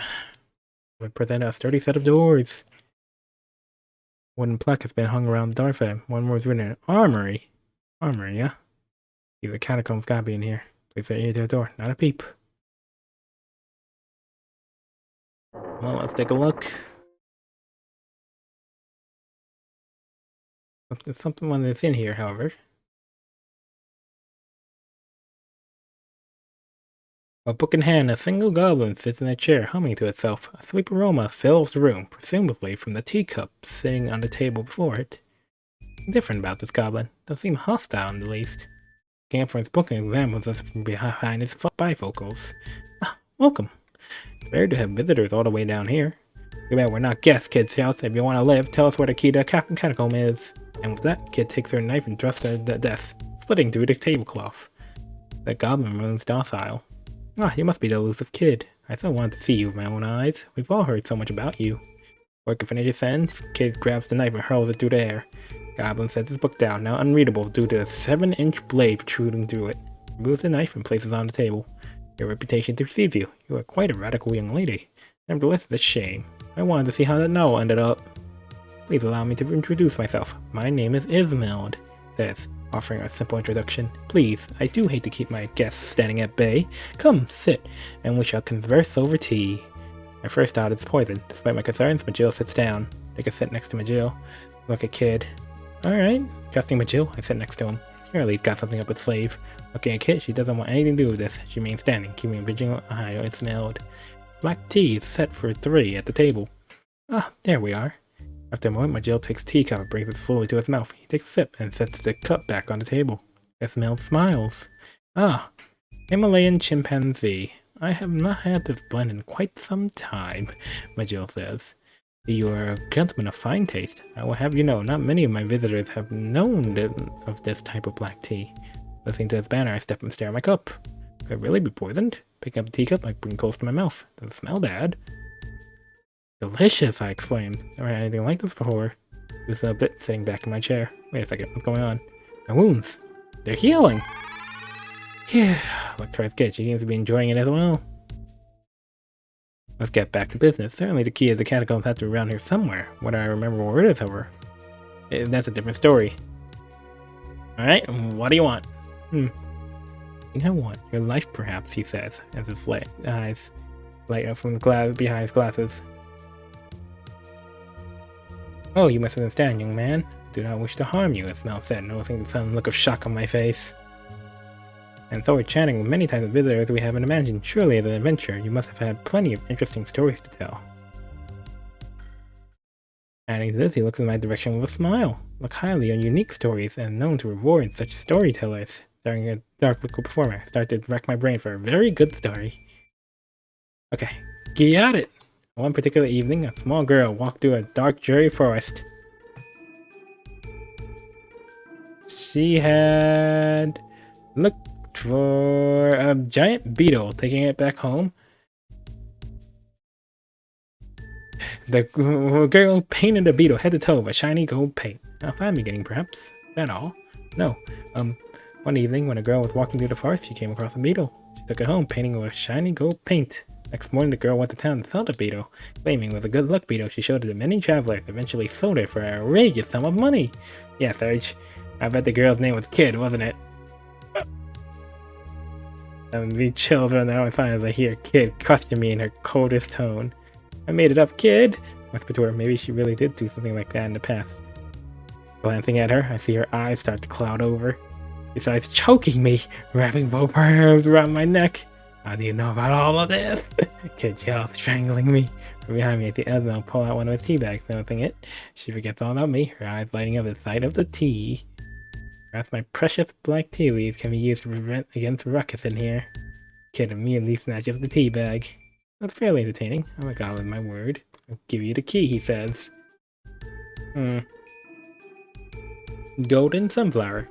And so, after walking relentlessly, the sunflower was nowhere to be seen. After 3 days, the girl had... Okay. Fine beginning, perhaps. At all? No. One evening, girl walked through the forest searching for her only cure of a golden sunflower. After walking endlessly, she hadn't come across the sunflower. Before her, she came across a golden light shining in the clearing. It was the golden sunflower. Put a few of the sunflower seeds into her bag. She was sure it would cure her mother, she thought. Bringing back home, she crushed a few of the seeds in her drink and fed it to her mother. Getting better, the two lived happily ever after. Oh, brother. Fairly interesting story. Very well, here's the key. Wonder if there's a variant.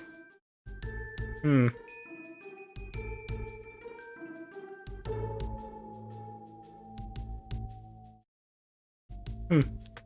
beginning, perhaps. Is that all? No. One evening, a girl was walking through the forest. She came across a beetle. She then took it to her shabby home. Next morning, the girl was going to town and found the beetle.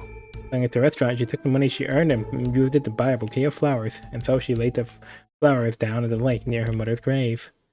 Oh, brother. Huh.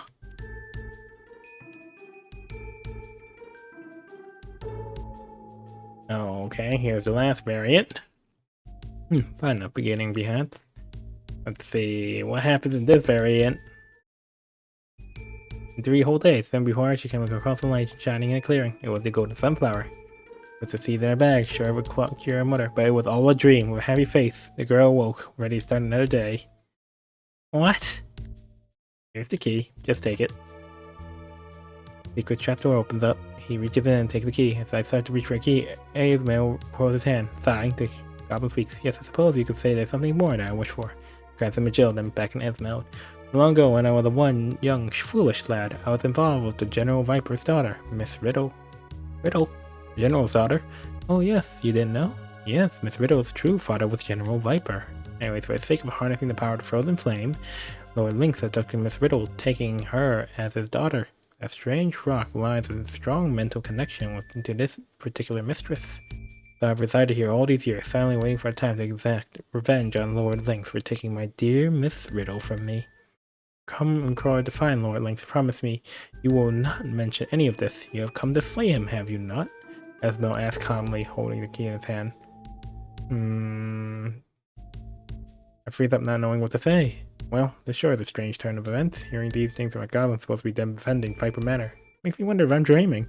Sudden Kid interrupts. Bet your green eyes that's our plan, alright? I see. Well, certainly don't wish to detain you any longer. Would help you more by preferring not to openly sign myself with either party, he says, handing us the key. Well, it's still something that you got that I want. Esmo looks up, curious. How about some more of that great tea of yours? Thinks for a second, reaches behind him. Very well, 1 bag, he says, reluctantly parting with the tea bag. Okay, leave it to us. Laying the tea down her bosom, the kid says to Esmo, you don't have to worry about a thing, and don't lie about my promises. Esmo nods, smiling. Let's head out. The frozen flame's bound to be around here somewhere. Kid's heading to the door in high spirits. Majil pays his respects and we're off. Gobbo healing. Alright, comes to a stop. Ah, shit. Shh. As if I pull my eyes wide open before long I hear it too. Footsteps. Somewhere in this huge dark labyrinth, something's out there. Is it nowhere here? Louder now. Coming for us, I'm sure of it. Oh god, it's right here. Shivers right outside, said the atrocious fusion, a lion, eagle, easily as tall as me. Seems like it hasn't taken notice of me. What am I supposed to do? Rush it. Try to hide and hope it goes past us. Rush it. This ain't got a prayer, this ain't got a prayer. Let's get him. Beardsley's laughing. Kid hearted their hand into a fist. The low channels up far. I look over and see Jill stepping out of the shadows of a fireball already brewing in his hands. The chant becomes louder and louder. The fire swells to a blazing blaze. His voice nearly shakes the walls as the fireball darts towards the griffin. I was then set on fire, and the fireball leaves a huge black mark on its thick neck. Which we've done more than just anger it, though. Start charging at us head on. Guess it's almost time for us to stop charging, raising his hind legs and extending its wings out fully. Jesus, it's got to have a 15-foot wingspan at the least. All I could think about is running as this huge thing towers over me. I find myself unable to move even slightest bit. Kid! Griffin begins to flap its wing, causing a large gust of wind. I cover my face in my hands, shielding myself from the airborne dirt and rocks. After rubbing the dirt from my eyes, I realized the huge griffin is now towering in front of me, inches from my face. What am I doing now? Jump out of the way, ram it, hit the deck, jump! Unexpectedly, he's back. Griffin's right wing stooms down at me, feathers cutting through the air like 1,000 steel blades. Try to dodge, but I was already cornered into a wall. The feathers have left a number of slits in my arm. Brushed off the feathers and faced the griffin, my knife hungry for blood, trying to break free of their ferocious official graze. I remember I'm holding the knife and attack. Swing with all my rage. I was back in pain. Back away, I watched blood gush from its wound. Fixed my stance, ready for another attack within moments. Breaking free from the gaze. I remember and attack again.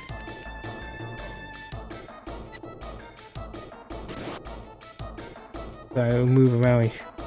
Suddenly, it stops. Black look his face stumbles a bit and come crashing to a huge thud. Oh man, I hope that tea really helped. Rest for a minute to tend my wounds. No whining. Not that bad, mate.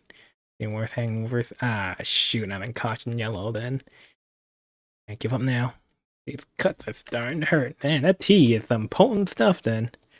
Not bad. At least she's...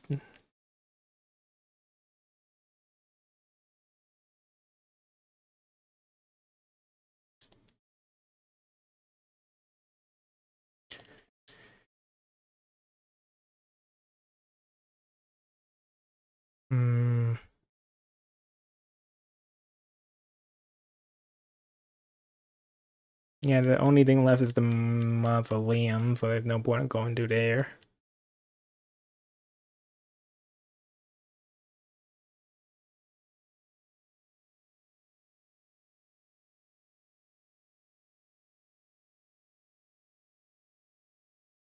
Hmm?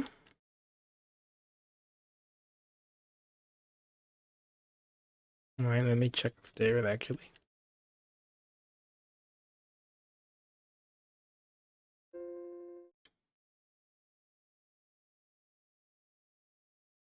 Ah, I never took the right path. Okay. I smell home cooking. Ah, there's the kitchen. Oh, it's just a small kitchen. For the servants, maybe I might add. With a tiny room. There's a sink, pots, and pans, and a bunch of food in the cupboards. A rat hangs in the cage corner, but aside from that, it's a pretty average kitchen. Walks over to a deep saucepan and peers inside. How fresh. Want some grub, Surge? Sure. What? No way. Yep. Peer in the saucepan. Looks like some sort of stew. You lay no stuff and reach in and take a big scoop. Delicious. Barf. What is this stuff? After more hesitation, she comes over. Quit hogging all yourself, mate. And sniffing the warm mixture. Want some, Majil? No, thank you. Took some bowls from shells, served herself some more. As we eat more and more, the fumes flows all through us. I feel great! Then all of a sudden, a choir shrill voice echoes out. Seems to be coming over the cage. Ah, what an independent young lad. Are all the boys wearing braids these days? Stop and look a kid. Who's there? Go over the direction of the voice, we see none but a single rat. Stares with small bloody eyes. Ah, excuse me. You're a girl, not a boy. Feels like kid can't decide to be puzzled or infuriated. But between you and me, I think this is not the first time her personality has led someone to think she's a guy. Oh no, the rat is starting to be sassy. The round rat continues. Listen, please, kind humans. Chap in a most unfortunate situation. While on the way to the kitchen this morning to bring home for my mother, goblins seized me and trapped me here in this cage. Unless I can escape, I'm side dish for their next meal. Side dish? Isn't a rat? Kid walks over to the sink. Please, you must help me. My desperately ill mother awaits my return, the rat pleads, his eyes twinkling in delight. I look over towards Kid. She's over by the sink, her face getting redder and redder. Stupid rat. Don't know when a lady when you see one. Kid yells, stopping out of the kitchen. Oh, young lady. I did not mean to. Kid gone, the rat turned to me. Brother, help me. This is where you're not supposed to be a good guy here. Understand? Open the cage door. Max scurries out. Yeah. Pretty smile. Go over. You really are a bunch of fools. Starts to tremble. Grapple growing in size. By the second. And it's a griffin fight.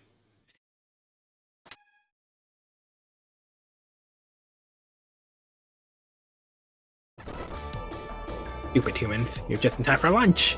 Mutters, that is. Damn it, said you walked right into his trap. Oh man, what was I thinking? Yeah, no, I just healed. Screw that. I'm sorry. I have to check on my friend. I say reluctantly hurrying after Kid. Getting out of the kitchen, we head back in the passageway. Screw that rat.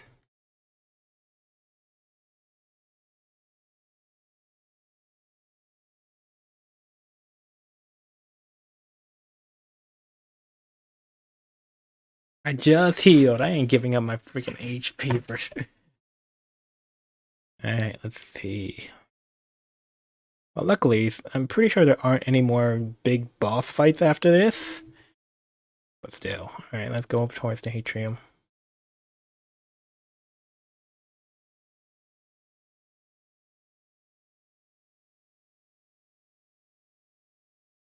Ahead of us, we see another archway will take us down eventually to lower riddles.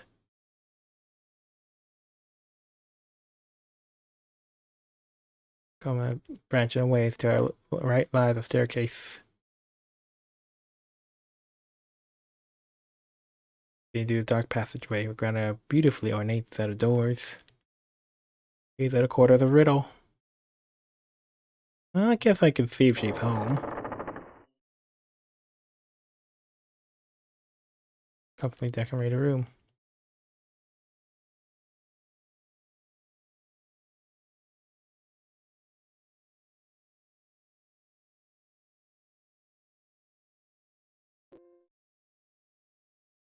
Okay. What are we to do now? I suppose we can head back to the... We got a pair of keys. What was it? Was it to the catacombs?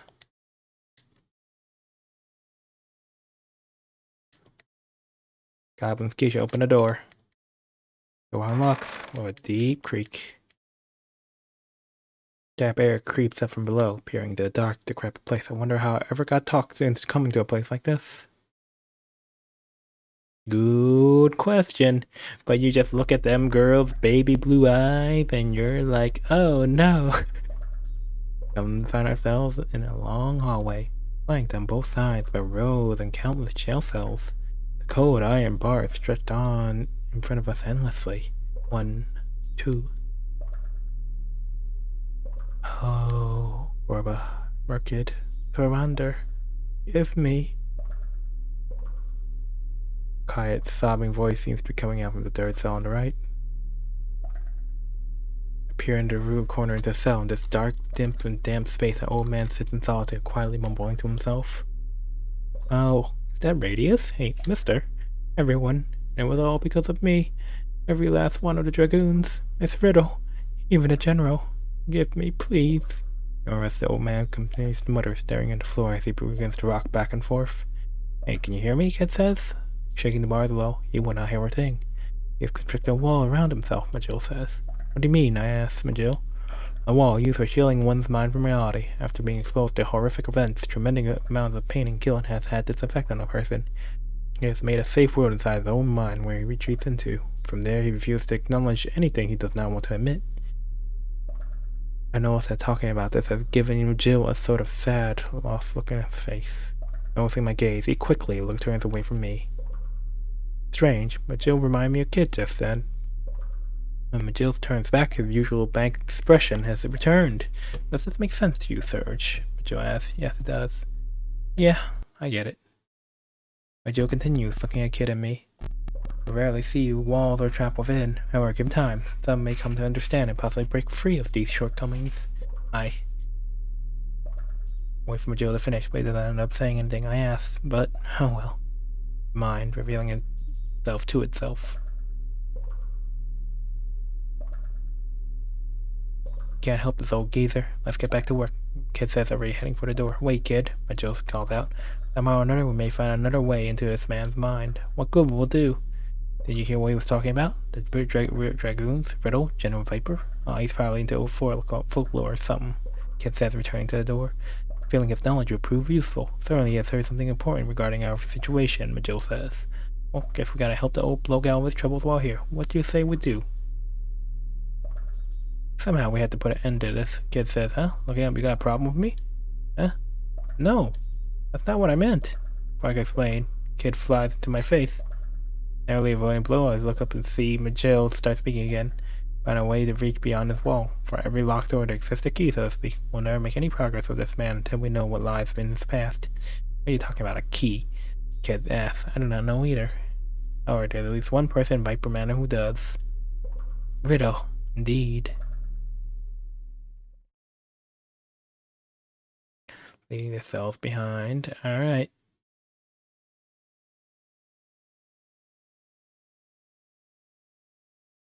Alright, guess we got it. Pretty self-explanatory. Guess we can head towards Riddle. Hopefully that didn't screw my freaking affection rating with Kid too much. Don't know how she construed it then.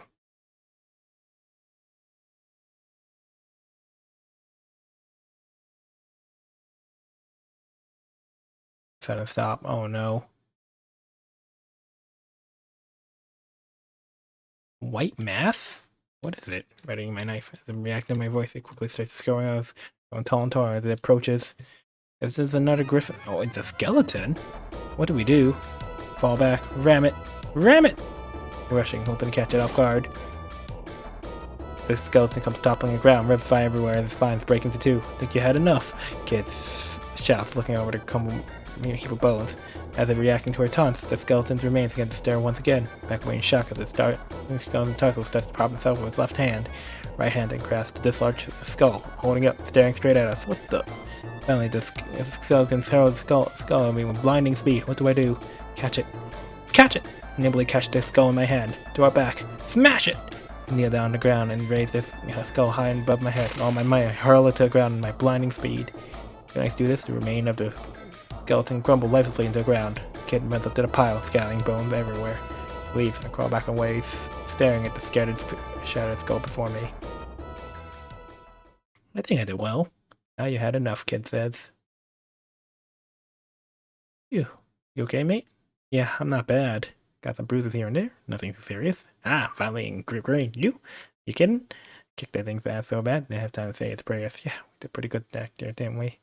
Not bad, Serge. And high affection, yes.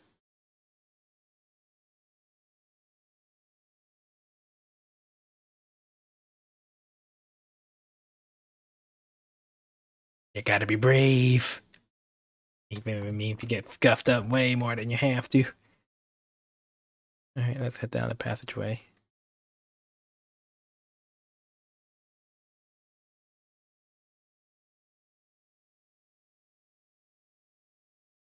Alright, Miss Riddle. Trying to find you earlier, but now that we actually have a reason to. Oh, that difficult.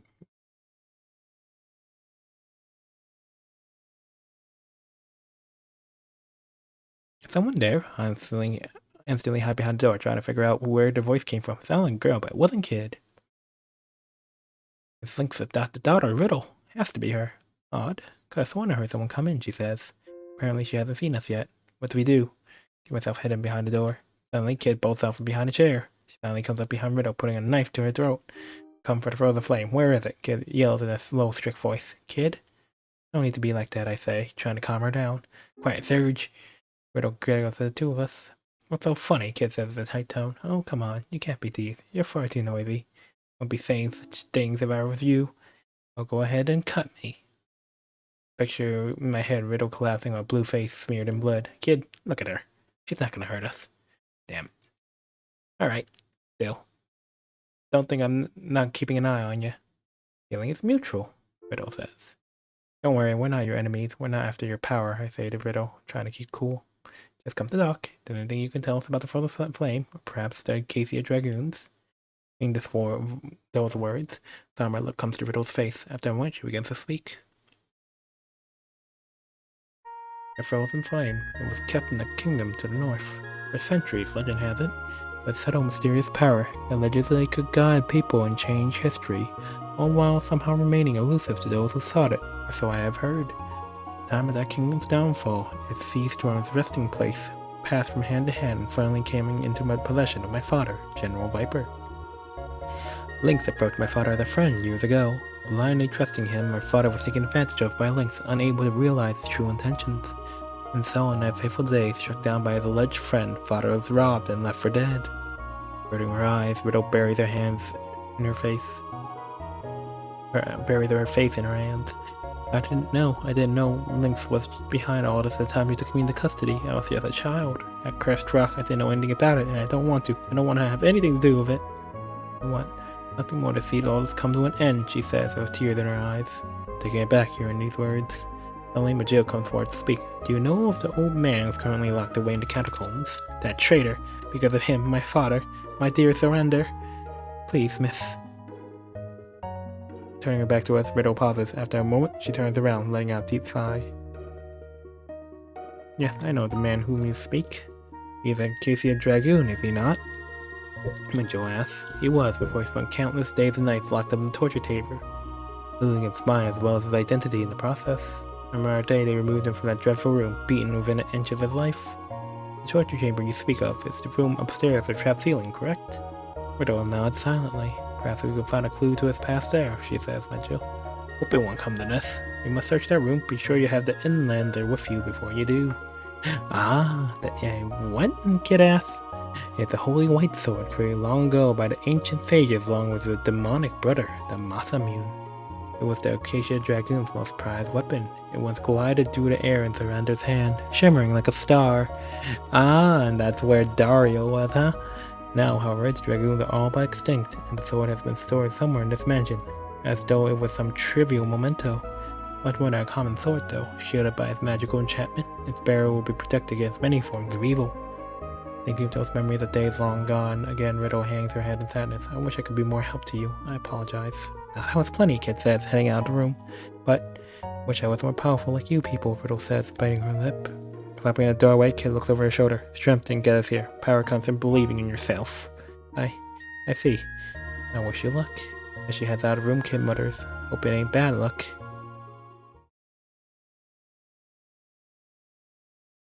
I really like the story, though. Shoot. It's got just enough, like, things going on that just keeps you invested. This manor has this nice, dark atmosphere.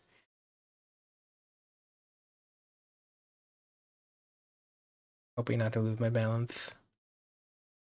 And the staircase. Right then. Where are we headed? Chilly wind blows past me. Thick fog has started to Aw, crap. Well, against it faster and faster. Colin gagulates behind, forming into some kind of humanoid shape. It's a poltergeist. Don't move. Kid's whispering does nothing to add to my increasing feelings of fear and dread. How are we supposed to fight something that doesn't have a body? Beside me, a low voice starts to echo on the dim out hallway. Majil seems to be starting some kind of incantation. What am I going to do in the meantime? Hide behind McGill. Draw the poltergeist attention. Blows a gust of wind in my direction. Find myself hurling in the air, crashing the mirror wall. I'm incredibly tired. Open my eyes, I feel a chilly fog all around me. Must be trying to drain my life force. Gotta stop before I try to dream me try. Getting so tired. But sinking deeper and deeper into an icy tome as I go sleeper and sleeper. Cold. Feel a warm grip of Majil's hand seized the back of my neck against the chin as soft blue light surrounds my vision. Its words reverberate inside my head, and the fog suddenly dissipates. Serge, you still with us? I realize someone's slapping me again. Kid, I stumble that way. All this magic's making me dizzy. The counter to poltergeist attack directly through your body, Serge. Major says you will survive. What are we waiting for? Kid stammers. Ew. You okay? Not bad. Okay, I don't think I got injured there, but that was funny.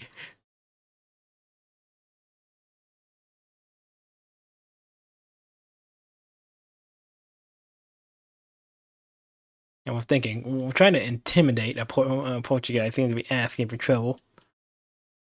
All I have to do is telekinesis the knife, and you get suddenly stabbed. Alright, let's go back to the weird storeroom.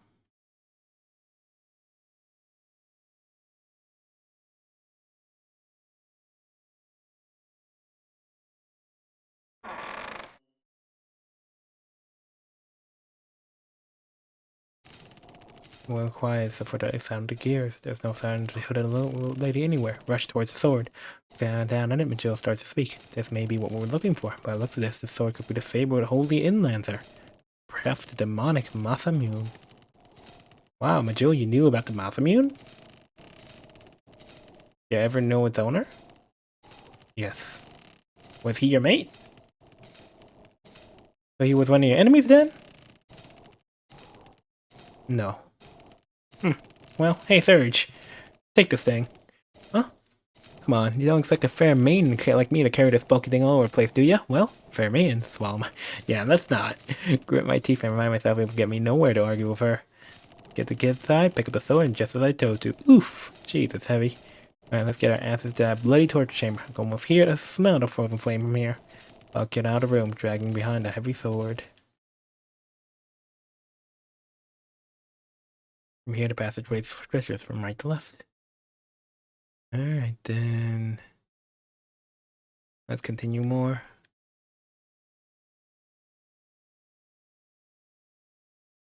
The vault room, huh? Let's skip the vault room. There's nothing in there anymore for us.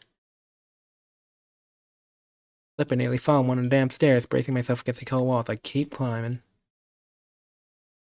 Back to the dead room. Enter.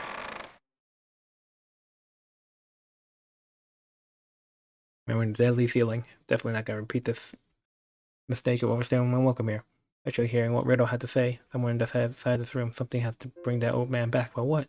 Just as I thought, Jill says dryly, examining the cracks in the floor. You know down where he's at. I've seen the cracks of the falling stones. There's a thick, smelly, belly-like substance that's been jabbed into it, along with the stains of blood. Ah, about warning, those suddenly slammed shut. Start it again. What do we do?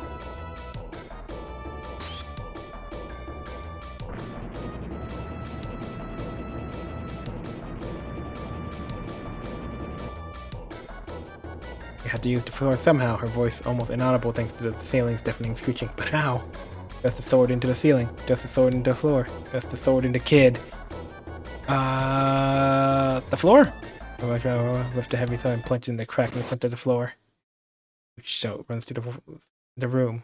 Both the lights scatter from all four directions floor, running along the walls, floor, and then up the walls, reaching the ceiling. The deadly contusion groans and then comes to a halt. Oh, that exhausted and relieved, it collapsed onto the floor. Why the hell was option 3 an option? After a minute, I catch my breath and open my eyes. Strange. Now that I take another look at the inscription we found earlier, there's a certain stone beside it. It doesn't seem to have any cement around it.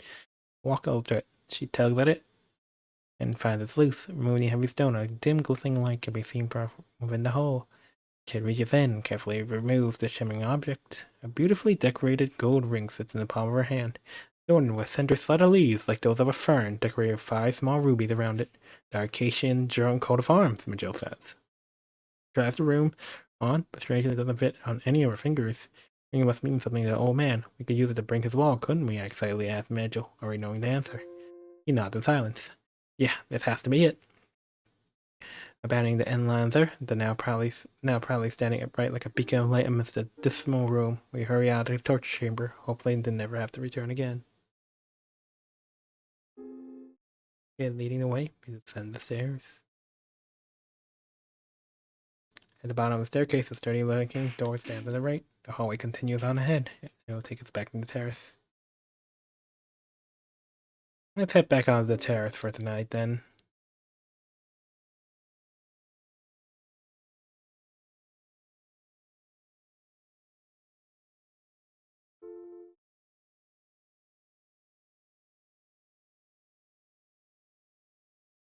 I think we made significant progress. We should feel like we're pretty far into the game, into the first scenario. I figured I'll play the main scenario of Radical Dreamers and then play 2 of the endings and call it a stream for Radical Dreamers. I could try to get all the endings. I'll take a look at what the mood is. But for now, I'd say we made significant progress. We beat the boss level, which was a whole bag of nonsense. And yeah, hopefully this has garnered some interest. So, thank you so much for watching, everyone who's been keeping up with all my streams. And yes, I'll be calling a night. Thanks now for hanging out, and to anybody else who's watching, thank you very much. Have a good night, everyone.